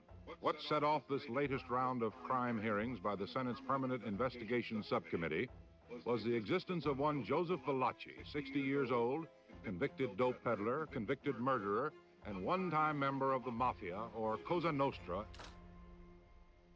He testified about the mafia, about Omerta, about the structure, who is who, about Genovese, about all the stories. Well, we might ask you at this time, what are the different positions in that organization? Starting at the top, what do you have? They used to have what we call the boss of all bosses. The boss of all bosses. All right. And say now, however, there is a commission. Does it now have a boss of all bosses? No, no more boss of all bosses. We have what we call a commission. Charlie Luciano, Charlie Lucky put it in effect. And we had the individual bosses of the individual family. And we had an underboss. Then we have what we call a cub regime, which is a lieutenant. And we had what we call soldiers. Soldiers? Soldiers. Joe Valachi created a storehouse of knowledge, facts, impressions about the structure of organized crime in the United States. Joe Valachi's testimony to the United States was a seminal moment because he gave concrete evidence of what these families actually were. That he actually names names of bars that the mafia owns, and so he makes it real, and he also tells, you know, about all their secrets, the initiation ceremonies, how somebody was made a member. He talks about killings. He really does not hold back. Well, this is a secret organization. How do you get to know that somebody's a member of the same family? He'll introduce him to you, for instance, as a friend of ours. That means a member. Now, if he happens to be with someone that isn't a friend of ours, he would just simply say, meet a friend of mine, which means nothing. That's the code between us. So there was a code that enabled you to identify other members of the family? Yes. Did you do anything for the family at all in this time, or did they just do things for you? Just go out, kill for them. You'd go out what? Kill for them. And so the gangsters were, you know, there is absolutely abhorrent to them to have all their secrets spilled out into national TV. Valachi really does create this path forward for any mob turncoats. And what he does is shows that there is a way to become an informant and still survive, that there's a life after for anyone who wants to take that path. And, you know, we'll see that this continues to happen. After Valachi does it, the floodgates in a lot of ways are open for the All right. Hey, how's it going? law enforcement in general. Sorry, I was in the bathroom. I didn't realize you were here. Willing to break the code of Omerta. Joseph Valachi would die in federal custody in 1971. What was I doing? But his testimony would be studied My bag and empty? scrutinized I by gotta put law it- enforcement and journalists for decades. From the outside, Valachi's betrayal of Omerta provided the Oh, public with a glimpse of what Shojo was laying in the tower just a minute ago. Amongst And Buddy's on the floor next to the air conditioner. I think he's too hot. Because he came up to me and he laid by me, but he only stayed for like 2 minutes. Well, actually like 5 minutes, and then he went back and laid on the floor. So I think it's too hot in here for him. In 1957, the five But the sun's down, so it should be cooling off soon. Existence in New York City. 30 years of success, largely because there had been 30 years of relative peace since the murders of Joe Miseria and Sal Maranzano. No bloody turf wars, no public slayings. Conflict was dealt with in the shadows, and members had, for the most part, upheld their oath and stuck to the rules. But that was about to change. Frank Costello had been boss of his family since Averaging 52 viewers much as to of the now. displeasure of the family's underboss, Vito Genovese. Genovese thought Which is the actually- seat should be his. And Well, the 81 viewers right now. That's actually pretty good for one of my evening streams. And Costello were working together. They probably respected each other. I don't think they liked each other. Frank Costello brings more of a businessman air to the role. Dapper suits, nice-looking guy, well-coiffed hair, knows how to deal with people in high places. He knows how to deal with politicians. Genovese is a bit more rough around the edges. He's a bit more shoot now, ask questions later kind of guy. Genovese, he tried his hand at a number of legitimate businesses, but unlike Costello, didn't do very well. He had a poultry business, liquor business, a gambling boat venture. They all failed. Yeah. But he had control. Plus, I'm still gonna stream for a little bit, so it'll get higher. Costello. And people, gave him the deference. So when Genovese sees Frank Costello sitting in the seat of power, he's like, well, that's not fair. This guy's supposed to be viral. I was the guy that was under Lucky Luciano. I'm thinking of changing my nighttime stream to starting at 6 o'clock. Because it seems like I have the same problem here as I had in the morning, is that first hour, there's nobody. And that's pretty much what happens. I start at 5 o'clock at night, and for the first hour, nobody shows up. But after 6, they start filing in. And he had to go back home. He got into the door of the apartment building, and I heard famously. But I should be. Frank turned his head. I'm going to my nephew's wedding the weekend of the 26th. So I won't be streaming those 3-4 days. And the shooter fled. Yeah, that's what I think I'm gonna do. Because I mean, I start at 5 o'clock, but nobody's here. I'm for pretty much an hour. I'm broadcasting to nobody. It wouldn't matter. The commission rules still Well, held. I like 3 or 4 people. The Majestic's doorman, however, did not live by the I know a same couple code. of my viewers He got a have good look. And when the presented notification with on, photos so by as soon as I come investigators, online, they get he notified. identified Vincent Gigante. Gigante was, according to our information, And greet who, the people coming in? the bright boy. He was Well, I usually do, but like I said, I think when I started streaming tonight, I only started streaming to about Someone came to veto 3. I think it was 3 people. This kid, he's promising. He knew he had to do something to prove himself. In Discord, He liked Frank. I have a link in my bio. I don't think he really. Yeah. In a sense. I have one in my. It's in my bio. The link is in my bio. I should add it to the server though. The story I heard as Costello was leaving the spots.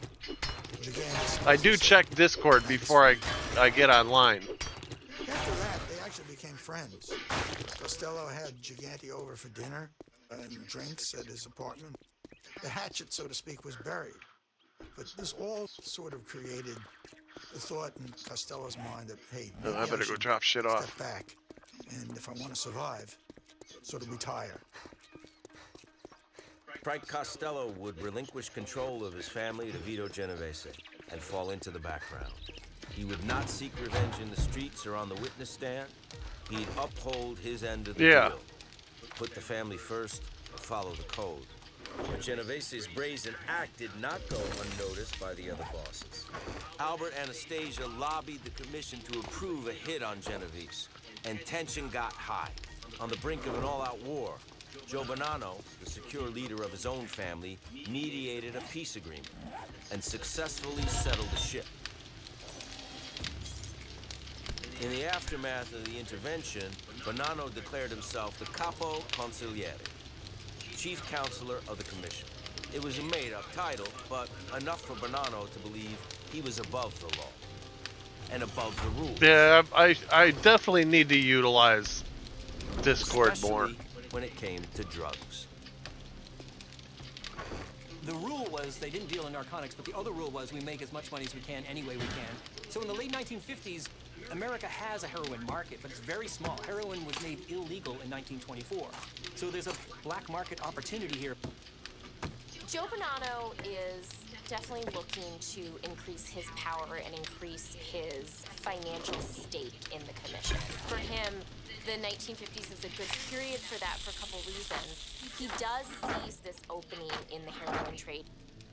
And I think he really does use this transfer of power as an opportunity to elevate Yeah, himself. probably, but most of my followers on Discord already subscribe to me on my channel. Within the commission, But yeah, it Bonanno definitely would arranged help. a meeting back in Sicily. So the meeting was really an occasion for Joe Bonanno to show off his so-called leadership. Joe Bonanno wanted to portray himself as a spokesperson for all of the Americans. The most important Oh, was I gotta go the get my boss mini who bike. could change everyone else's mind. So we do know that a lot of Americans were at the meeting in an attempt to set up an international intercontinental business for drugs. And the big question on the table is, how can we create an organization and a system by which we can import heroin from Europe into the United States? And they basically divide up the world, so to speak, and come to an agreement about division of labor between Sicilian and American organized crime. Bonanno and the bosses in Sicily came up with this idea. The Sicilians would bring the heroin into the States, and the Americans would tell them where there were good markets. So this was territory that the Sicilians had no knowledge. They needed guidance. And they brought it in, they packaged it very cheap, $5 and $10 bags. And the Americans, especially Bonanno, believed this was a good way of earning a buck without doing anything. The Mafia got a commission. They didn't have to do anything. The Sicilians were happy because they had a big market. Meeting in Palermo, being able to make these connections with the Sicilian Mafia and solidify these transportation routes to get heroin into the United States is what he sees as his ticket forward. The drug trade in the 50s and 60s is interesting because the Mafia doesn't ever want to admit, even to themselves, that they're that involved in the drug trade. The 1950s, 60s, 90% of heroin is coming into the United States through the Italian-American Mafia. Joe Bonanno and the Five Family's investment in the drug trade over the next several decades would ultimately become a tremendous burden. Members would choose to overlook the threat of law enforcement in favor of increased profits, a decision that would kill their organization from inside out, while devastating cities throughout the United States. With this new flow of heroin onto the streets of America, Americans are going to take up heroin in a big way. The most grievous sin that the Mafia in America committed is the damage that it did to the big cities. There was no heroin in Harlem. There was no heroin in the Lower East Side or in Brooklyn. And what it did was it destroyed the inner cities. And it's a sin that's still with us today. To the naked eye, Joe Colombo was a businessman, an organizer, a public figure. But beneath the surface, he continued to lead one of New York's most powerful crime families, and he was sworn to a code of secrecy, a code that, if threatened, could cost him his life. As Joe Colombo's public exposure increased, the other bosses looked on uneasily. At the time, Carlo Gambino was the most tenured and respected boss in New York. Gambino and his allies in the Lucchese family had enthusiastically supported Colombo's Civil Rights League in the beginning. But word on the street was that the bosses were having second thoughts, that all the publicity was doing more harm than good. But Colombo was unperturbed. By this point, Joseph Colombo had been boss of a mafia family for 7 years. He had come to power at the end of the Gallo-Carfacci War, a time of great conflict and uncertainty within the family. But he had successfully steadied the ship. It may have been his strong leadership qualities, or perhaps the fact I'm definitely gonna start using Discord to my advantage. That was about to change. Crazy Joe would soon be back on the street, which meant trouble for Joe Colombo. While Joe Colombo and his league members prepared for their biggest rally yet, the Gallo crew down on President Street had other plans.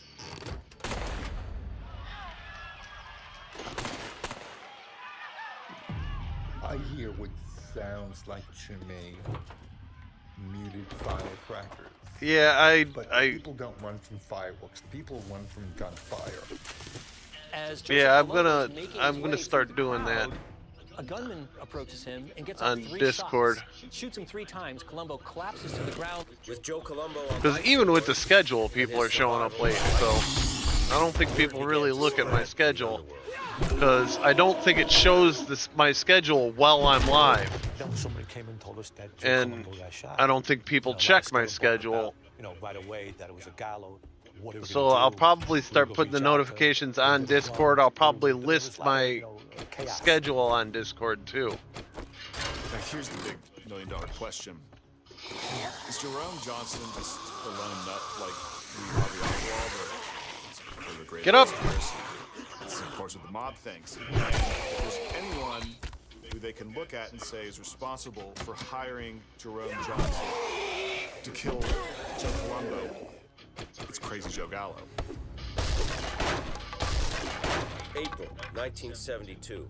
1 month after The Godfather premiered in theaters, and less than a year after Joe Colombo was shot in broad daylight, Joey Gallo. Yeah, give me a sec. He knew what his perception. Unless somebody else could share my server link. He was nuts, crazy, a liability, and likely. Well, I'm trying to do this quest. Joey was always making trouble in that family. It just escalated after the Colombo shooting. There's an open hit out on Joey Gallo after the Colombo hit. The Colombo family's going to get revenge. I'm not exiting. The word was out that Gallo was going to get hit. I mean, I heard that. And that's why they told me, again, afterwards, not to go down to Little Italy at all, because he was known to go down there quite a bit. What was I going to? So Oh. stay away from everybody. As a matter of fact, don't come into Brooklyn for a while, because they didn't know how far this was going to go. You're on the Colombo side. And so whether he was at fault or not, he was going. He knew that he was in danger. Revenge in one form or another was imminent. But at least on the surface, Joey Gallo didn't seem to care. Everybody was telling Joey just to stay low, not to walk around so freely because I'm trying to. And Joey said, no, they ain't got the balls to do it. That's exactly what his expression was. That they ain't got the balls to do it. I gotta figure this out later. I don't got time right now, but I will start doing that. So, Joey Gallo is basically walking around the streets of New York. He's kind of the Walking Dead. At the same time, in the wake of the Godfather I'm movies, pretty he's much, become a celebrity. by the time when I make partner, I'm probably going to end up hiring somebody to do my social media. Especially a gangster. Oh, come on!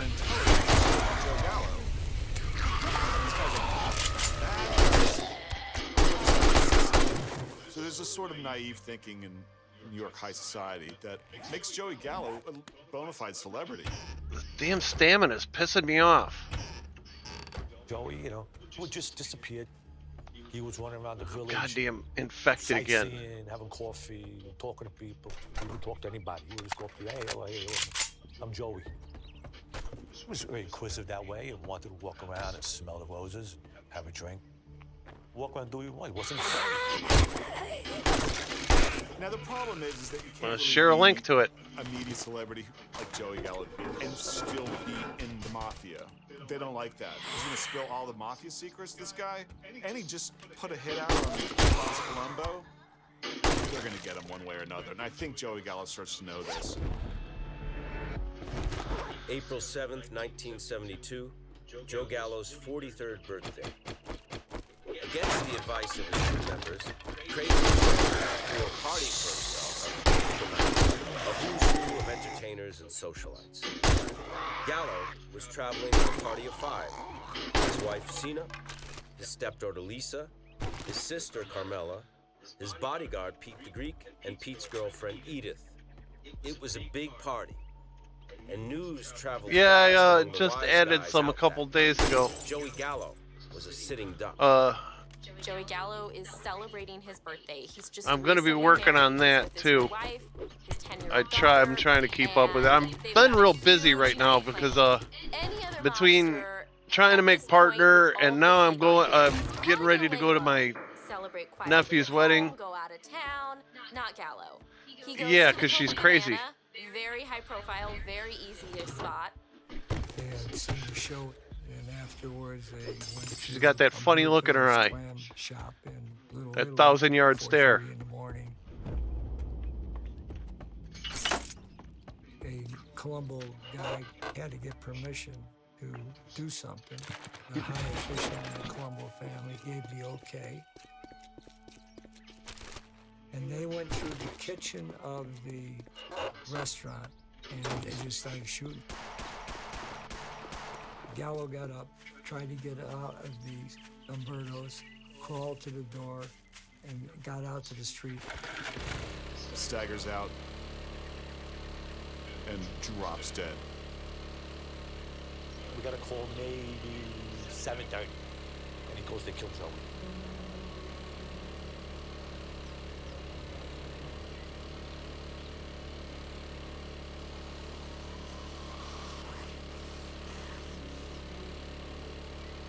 At about 5:30 this morning, the best that we can determine at the moment, an unidentified male walked in the side door, fired some shots, and then ran from the premises.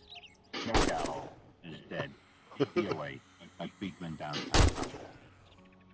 A man walked into the back door, and he walked up the side of the table. He fired 3 shots. He hit Joe twice, and he hit his bodyguard, Peter Greek, 1 time.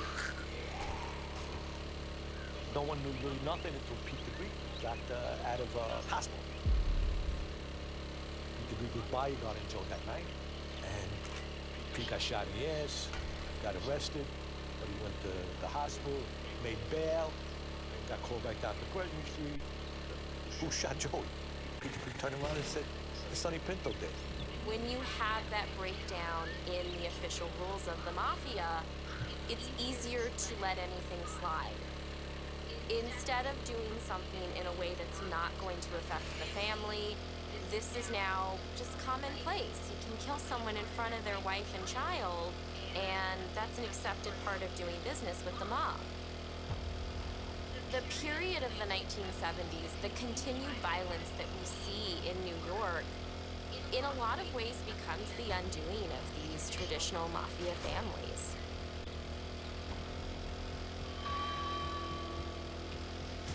The funeral for Joe Gallo was a scene. His sister roared out the church steps in New York City would run red with blood over what happened to her brother.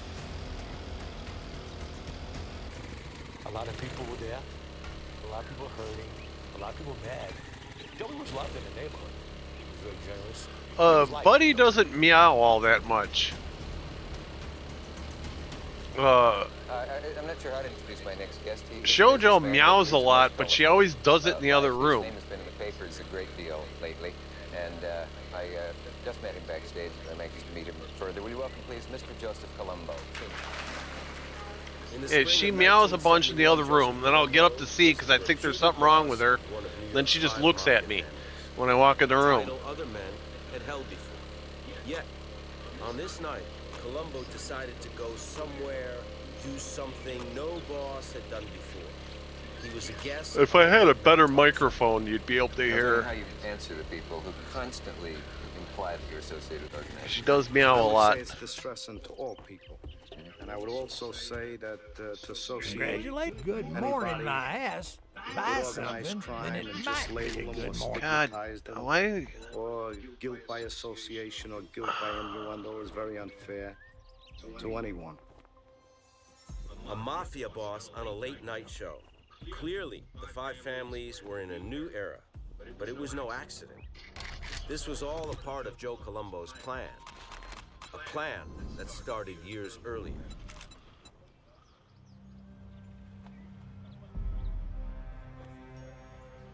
Bombshell news. I kind of like the sound of that. What are you standing there for? Don't you have work to do? The Oh, 1960s look, is another a tumultuous dumbass decade, to say the stumbling very into my least. There shop. are all kinds of social movements taking place, principally the civil rights movement, where African Americans are demanding equality and full inclusion in American society. You have women, feminists, organizing for equality. You also have the Vietnam War that's happening at this time.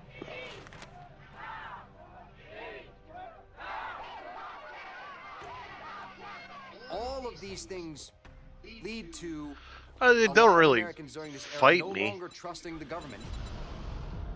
Don't let the door hit you on your way out. At the same time, the five families, the core of the American mafia, was in the midst of It's its more own like period of change. Shoujo fights ghosts. By She just starts. 1963, She gets the 4 of zoomies. the 5 original She's bosses running were around dead. the apartment, jumping And for off the of first stuff. time, one of New Oh, the York's 5 angry seller? families would be He's led just by an grouchy. American-born mafioso, And I can't kill him. Joseph Colombo. He is In a the early jerk, though. 60s, there was a deal where Joe Colombo, he was on a hit squad to go after Carlo Gambino, and rather than carry that out, he went and let Carlo know what was happening. And as a result of that, Joe Colombo was given the privilege of becoming boss. That's how he got it. Everybody thinks that we changed the names. It's the FBI that changes. We didn't call ourselves anything. They changed it from Profaci to Colombo. Joseph Colombo, born and raised in South Brooklyn. Here, the mafia wasn't just part of life, it was life. Colombo's father, Anthony, was a made man in the Profaci family. When Joe was 14, Anthony was found murdered in a car less than 2 miles from their home. By the time Joe was 40, he was a made man, a rising star in the Profaci family. He was feared, having killed at least a dozen men for the family. In 1961, when the Gallo brothers kidnapped a handful of Profaci's men, Joe Colombo was on their list. Trusted or feared, Colombo was the future. His close relationship to leaders on the commission like Carlo Gambino made him destined for the big time. My father looked at Carlo like a father. Carlo Gambino. I wouldn't mind doing it, but you can't kill the seller, the traders. He had a European sense of chivalry. He was very I think after I do this, I'm gonna see if I'm gonna do the You knew their ethics. You knew go their find the morals, next trader. You knew their sense of what was right and what was wrong. Wait, how do I get through here? Carlo Gambino was an old school don, a valuable mentor and a vital ally for Joe Colombo. But unlike his mentor and the dons before him, Joe Colombo wasn't born in Sicily. He was born in America. And what's more American than putting a new twist on an old tradition? Joe Colombo had a new idea of what it meant to be a mob boss in New York City.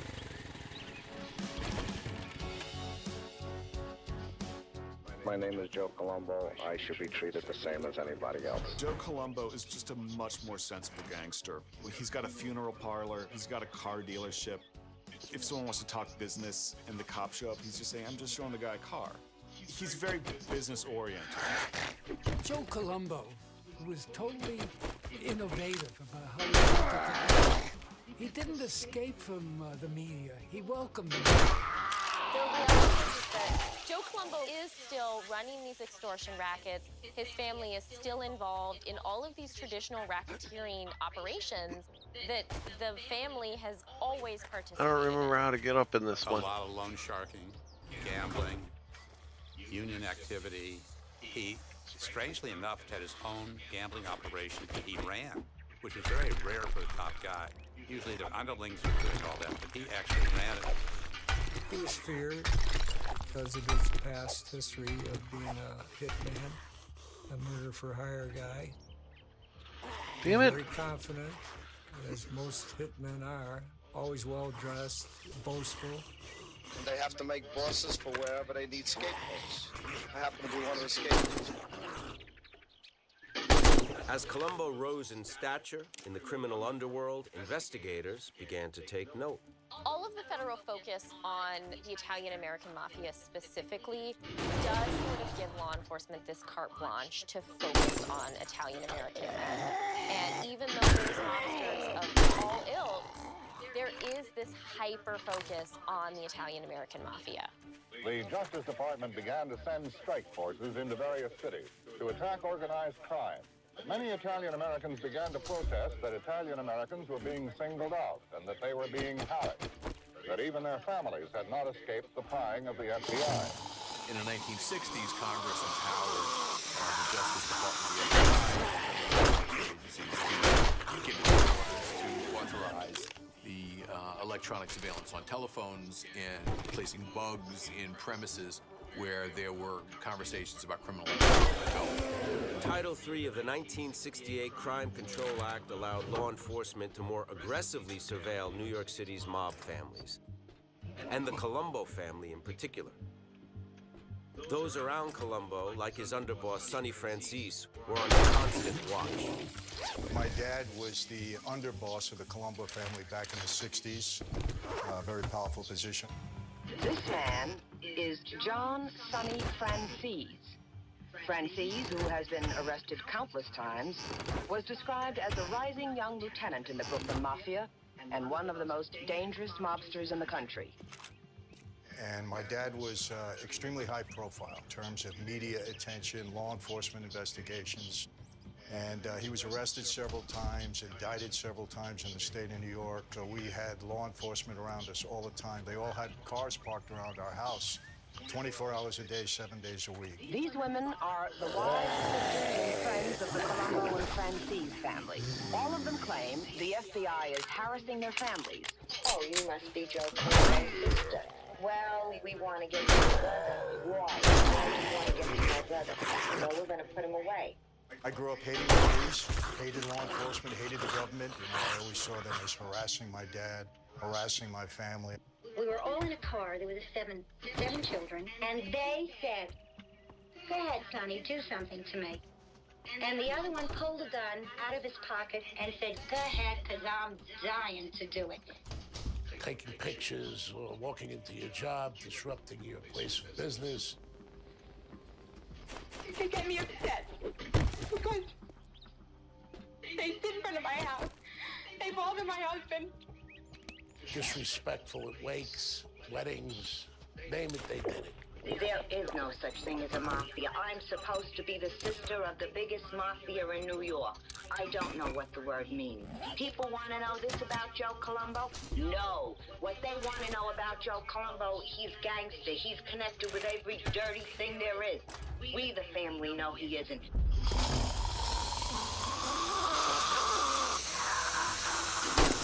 You guys remember this guy went a lot of other mafia guys. That was his job in the Colombo family, was murder for hire. And he was hired by a lot of people, Gambino and others, to do those activities. He was a tough guy, and he was a fighter. He wanted to fight back, and the investigative activity involving the Colombo family was pretty intense. They had a very strong squad, and it was a natural instinct. He saw the FBI coming at his family, and he If there was one characteristic, one universal instinct of all men in the mafia, it was to protect their families at all costs, to defend when necessary. Joe Colombo was no different. He realized early that the best defense was good offense. I was told of the conspiracy in this country against all of us.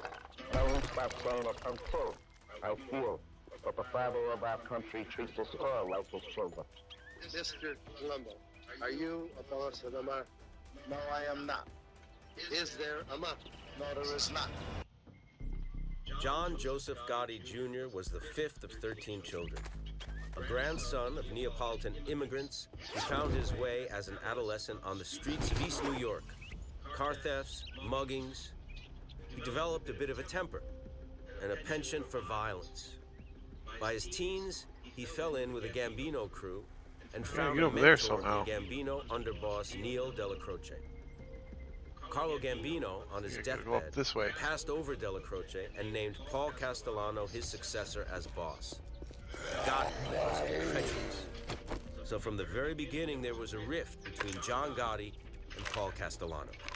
A rift that only grew larger as Gotti expanded his gambling, sharking outfits while members of his crew did the drug trafficking. It was just a matter of time before one of them made a move, and John Gotti moved first. Today, authorities say Gotti is being sought by the FBI for questioning in the murder of the two men who stood in his way for control of the Gambino family. Paul Castellano, the head of the Gambino family, was killed because he was upset with John Gotti and his crew being involved in narcotics. Castellano didn't want any part of narcotics. So the killing of a mafia boss is very disruptive, obviously, to the Cosa Nostra. When Gotti kills Castellano, there are rumors about who supported it and who didn't. But as a result, Gotti was, in a lot of ways, anathema to a lot of the other mobsters. We were concerned about Gotti, but not paying that much attention to him until December of 1985. He became the boss of the family. So he now becomes our #1 target. And with the Gambino squad, we're focused on him. Gotti is able to evade law enforcement for a few years, and it's a combination of having this network where he's able to insulate himself from specific crimes and specific offenses. There's also this reality that's untouchable. It had been 6 years since New York City had seen a mob killing like this. Now prosecutors were forced to reckon with the fact that John Gotti had gotten to Paul Castellano before law enforcement could. And worst of all, he'd made a quick getaway. With minimal hard evidence linking Gotti to the hit, he took over control of the Gambino family with little restriction. John Gotti bursts onto the scene in the American perception. Suddenly he's on the front page of the tabloids, and he's this persona right out of Central Casting. John Gotti showed up at the right time in New York. You have more lavish parties happening at night. You've got bigger nightclubs. You've got more celebrities stepping out at night and, again, being photographed by the media. John Gotti is one of these guys that likes to be photographed by the paparazzi. He is called the Dapper Don. One report said each suit cost $1,000. Gotti supposedly got angry. The suits cost $1,800. Gotti was on the front page all the time, and the aura grows around him. The Brioni suits, and Andy Warhol does a portrait of him. He became a star. He's a murderer, he's a drug dealer, he's this and he's that. People loved him, you know what I mean? I think there's probably still people out in Howard Beach who still love him. That's the best man around, and I'm 45 years old. The best man for me. As far as Mr. Gotti goes, I've known him as a youngster and always this gentleman. Whenever I see him walking, he always has a marvelous smile on his face. In fact, I admire the way he dresses. He's always been a very respectable person in the community. Well, I find it very hard to believe what they're saying about him. Gotti, more than anybody, was the guy who galvanized that image of the mobster in the 80s. While the jury began to finally deliberate his case, John Gotti has apparently not lost his sense of humor. Well, pumpkin I How can come you steal. don't listen to the tapes? How come you don't put the earphones on? I like Julio Iglesias.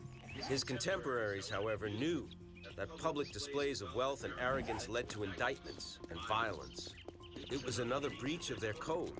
So while Gotti made headlines, Shit, my bike. members of other families watched begrudgingly forgetting about from my the bike. shadows, namely his old ally from the Bonanno family, underboss Joseph Messino. Messino and Gotti lived close together in the Howard Beach area, heavily residential, heavily Italian-American, and not far from JFK Airport, which explains some of the mob activities. It's an area with teachers, lawyers, and of course, infamously known for some of the mob characters who lived there, among them being Joe Messino and John Gotti. They helped each other. Gotti's people helped Messino when they took care of the three captains. helped them dispose of the bodies. But I don't think Gotti and Messino liked each other. Joe Messino wanted to be the quiet Don. He did not want to have anybody know who he was. He didn't want anybody focusing on him. When he became the real, full-time, acknowledged boss, that's how he ran his family. He was really the antithesis of Gotti. Messino felt that Gotti was not doing the right thing by the mob, being too showy. And Gotti didn't think highly of Messino. He thought of him as a guy that was really under his thumb. Over time, they became antagonistic. Through the 1990s, with most of the commission leadership in prison, New York's mob families scratched and clawed to keep money coming in. They worked in conjunction with one another to bleed money out of the most lucrative targets in New York City. The major mob racket in New York is extorting money from legitimate businesses. And this is commonly called the mob tax. The 80s and the 90s are the height of this mob tax period. And this is really where we see that organized crime has infiltrated almost every industry of labor, every single element of the garment industry. There is a profit of about $500 million just from garbage hauling alone. New Yorkers pay about 35% more than fair market value just to get their garbage taken away. 1 to 2% tax by the mob, a tax on all windows being installed across the city. You're paying percentages off of every single window in a city that probably has the most windows of anywhere in North America. In addition, it's alleged that the mob greases the wheels of the Fulton Fish Market, controls most of the private trash removal industry, runs hardcore pornography, drug trafficking, and portions of the film industry. It's the consumers who are picking up the tab. After the Donnie Brasco infiltration of the family became public, it wasn't as if the Bonanno family ceased doing an operation, and they continued to control the labor unions, bid rigging, and extortion schemes. And their stature had been diminished in the world of organized crime. As a result, they were not able to participate in some of these large-scale schemes that the other four families participated in. Since they got locked out of the more lucrative and more sophisticated operations, they became involved in other things. They accelerated their involvement with narcotics. They were sort of pioneers in getting into Wall Street. They do whatever works. The Post was a perfect example of targets of opportunity. One of the mafia's most successful ploys was the no-show job. The family would muscle control over a union legitimate business and give high-ranking members of the family a job with a good salary, a job with benefits, a job that they didn't even have to show up for. Richard Cantarella, captain in the Bonanno family, held one of these union jobs at the New York Post, one of the most circulated daily tabloids in New York City. When I got involved, I had a no-show job, and nobody was going to say anything because of who I was. I was a tailman on a truck. That means I didn't do the driving, because if you are the driver, there's no way you could not show up. So I was the tailman, and at the end of the week, I took care of the driver. I did very well. I was getting paid. There's always gambling going on. So if that was going on by somebody in the Post, they'd have to give up a piece of that money, or we're not going to allow you to do it. Any gambling, any stealing, any lending of money, we had to get a piece of it. And I always managed to stay on the books someplace. Now I'm on Social Security. At that point, I got involved in taking over one of the parking lots in the Marine and Aviation. In New York, parking is a commodity. Parking was big. Parking lots would be a good opportunity for organized crime, especially back in the 80s and the 90s, because there was less electronic bookkeeping, as it were. But back then, it was largely a cash business. Not all of it makes it to the accounting books so that you don't have to pay taxes on all of it. So a lot of it goes right into your pocket. It's a hard thing to audit when you don't have the controls of how many cars are going in, how many cars are going out. From nothing, I wound up with 22 locations. I wound up having a home built. Parking was very good to me. Richard Cantarella was bringing in serious money for the Bonanno family and building a comfortable life for his nuclear family out in Staten Island. For Richard's son, Paul, the riches that the life provided were too good to pass up. As a kid, they always knew it was Richard's son, and I always got respect. Instead of going to summer camp, I would want to go with my father to Manhattan, and I would go with him to the parking lot at the newsstand, and then from there, we would work our way to Mulberry Street. There was all business, restaurants, parking lots, you know, big Mercedes, always dressed nice. I just saw the respect on the block, you know, and who doesn't want to be like that? It was the greatest thing you could see.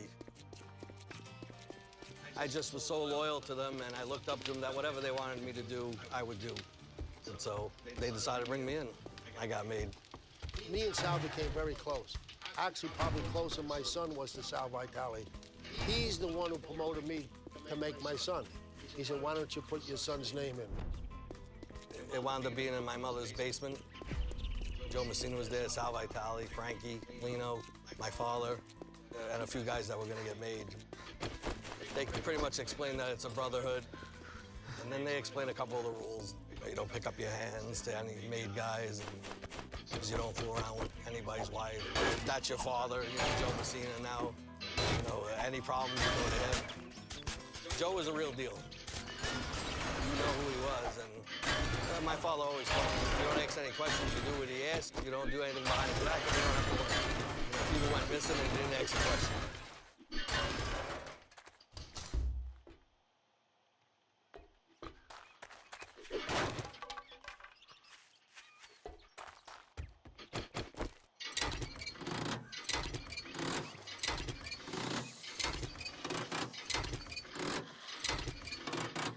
Steps as my dad came in. He grabbed my mom, he hugged her, and then he came over to me on the steps and hugged me. How was I doing and all of that. He was only there for a short time and then he left. And that was during the Gallo-Profaci War. And it was serious. During that time, one of the horrors of my life, you make a mistake, your best friend walks you into a room, you don't walk out of it. Where you at?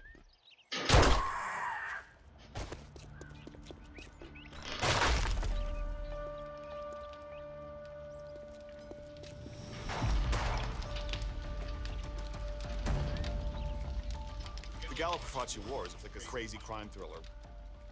The Gallo their grandmother's tenement by the waterfront. The Profaci family has all of Brooklyn. So you basically have all of Brooklyn versus that one little strip, Pleasant Street. It's a siege mentality.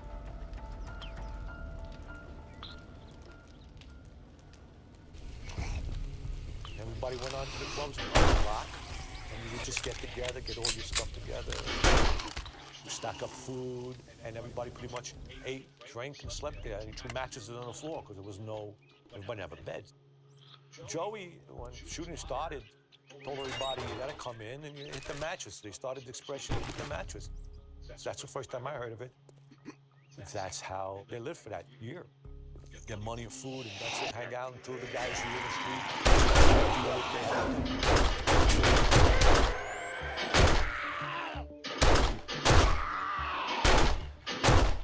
The Gallo's bodyguard, who's a feared hitman named Joe Jelly. He was the Gallows muscle, and before the Profacis wanted to strike the Gallows, the idea was like, we got to get rid of Joe Jelly, because if Joe Jelly's still alive, and we go after Larry, it's going to be over for us. This guy's a one-man force. And we get rid of him. But Joe Jelly was a bad dude. Very loyal to Larry, Joey, very loyal. Joe Jelly went on a fishing trip. They want to kill him, taking his jacket. That night, a car goes past the Gallo family diner. A package is thrown out. Into the package is the last suit that Joe Jelly wore. And inside that suit, dead fish. And that's how they knew Joe Jelly slept with the fish.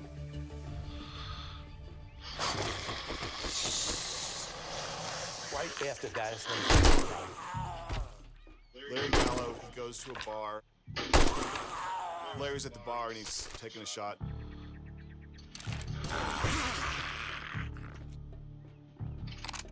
That's when someone comes from behind and starts to strangle him.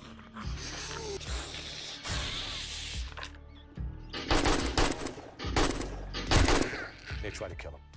And the cops take him to the precinct. He's got this awful-looking purple rash, across his neck. The cops are like, "Who did this to you?" Larry keeps quiet. He didn't say anything. The Gallos had lost all respect for their boss, the Profaci family, and the anthropoid race. But never the golden rule. Larry would stay silent and not cooperate with authorities. Shooting would continue. I was with my mother. We were coming out of the house on Union and 4th.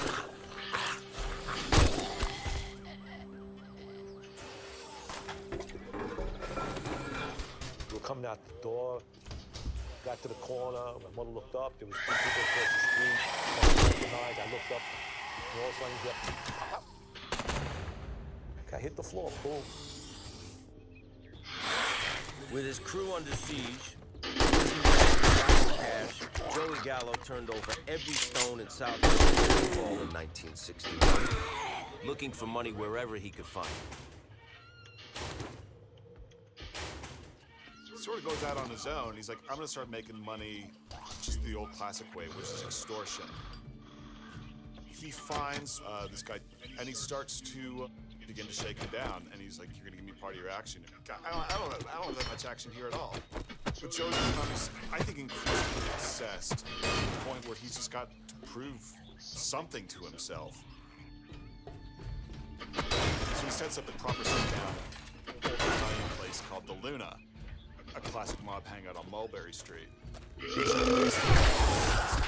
Why don't I just put you in the hospital and have a few months to think about it? And right then, there's two NYPD detectives at the next table, and that's when they arrest him. And he really didn't defend himself well. Joey didn't want to be defended. We don't know why. No one knows to this day why. He really didn't give 100% fight in this thing. No one knows why. He wanted to get convicted. All of a sudden, the Gallo Revolution has lost their Che Guevara. These are dark times for the Gallos. The Gallos had failed to overthrow Joe Profaci. And when Joey Gallo went away, they remained the pariahs of the five families. But despite their public persona and headline-grabbing antics, the Gallos would never break the organization's most sacred rule, omerta. A member from a different family would soon handle that.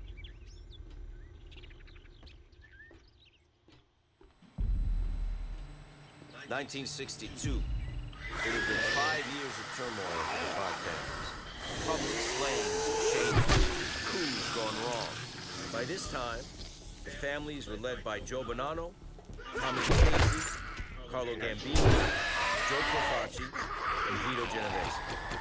Genovese remained one of the most feared and powerful bosses on the commission, despite getting nabbed on a drug charge back in 1958.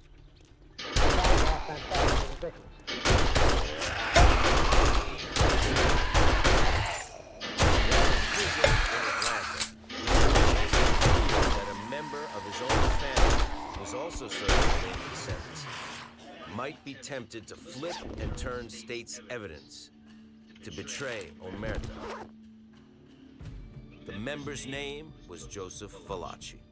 Joe Valachi was a two-bit hood in the Genovese family. And he got arrested on a drug charge.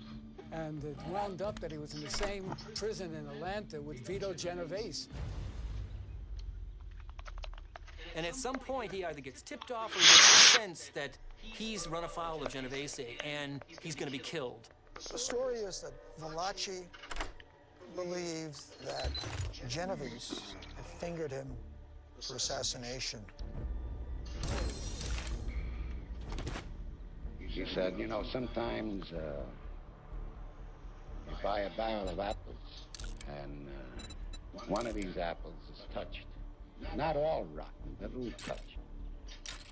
He said, that apple has to be removed, or it'll touch the rest of the apples. Grabbed my hand and he gave me a kiss. This is a suspicious kiss. A kiss of death. Valachi suspected that he was going to be sent for murder, and he suspected one guy in particular was supposed to kill him. I made one lap. The yard is about, I'd say, 4 o'clock long. And I made another lap, and I made another one, and then on my way back, I spot Joe Beck. Well, he was walking with another guy.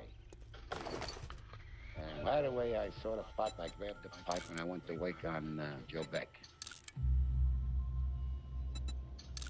I hit him on the head with the pipe, very hard. And then I saw a couple of guys running towards me. They made about 2 attempts before the officer come over. See? All the way to the Associated Warden's office. He showed me a picture. I said to him, who's this? That's the guy you hit. You could imagine how I felt. I sank in a chair, you know. I told him, just lock me up. It turned out it was a case of mistaken identity. He killed the wrong guy. The person had nothing to do with any planned hit. Commit a murder in prison, you're really going to face a lot of trouble. And so he goes to the authorities and says, in exchange for protection and keeping myself alive, I'm willing to talk. And so the FBI takes him in, they interview him, and before long, he is before a congressional committee. The story of Joseph Valachi's testimony today before Senator McClellan's investigating subcommittee. Oh, you're fucking kidding me. Come on. Oh, the goddamn... everything brass takes frickin' forever. I'm not holding any brass, am I? God damn it. We do not talk to the law. We do not talk to outsiders. All of our business is private.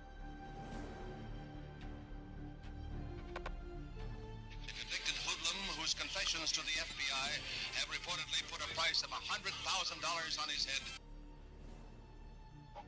And Valachi breaks that code, yanks the curtain back on all the secrets of what the mob is.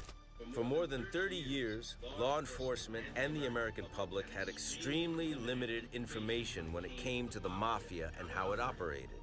Now, for the first time, their questions would be answered. You solemnly swear the evidence you should give before this Senate Select Committee shall be the truth, the whole truth, and nothing but the truth, so help you God. He actually disclosed that there were 5 families in New York. He put on the table that the mafia and 5 families existed, and here were their names. Are you a member of any such organization? Yes, I am. What is the name? I was. What is the name of it? It is Cosa Nostra in Italian. Cosa Nostra in Italian. Our thing and our family in English. Our thing and our family in English. We'll come back to that later, but that is an organization, is it, that requires absolute obedience? Yes. And conformity to its policy as handed down by those in authority. Yes. Why do you feel like it should be destroyed? Well, through the years, First of all, I want revenge. Second of all, they've been very, I'd say, very bad to the soldiers. And they've been thinking for themselves all through the years. As the senator put it before, what did I get? All right, I'm logging off for the evening. I will see you all in the morning. Right. And for New York's 5 families, You have a wonderful there will be evening. Much more of that to come.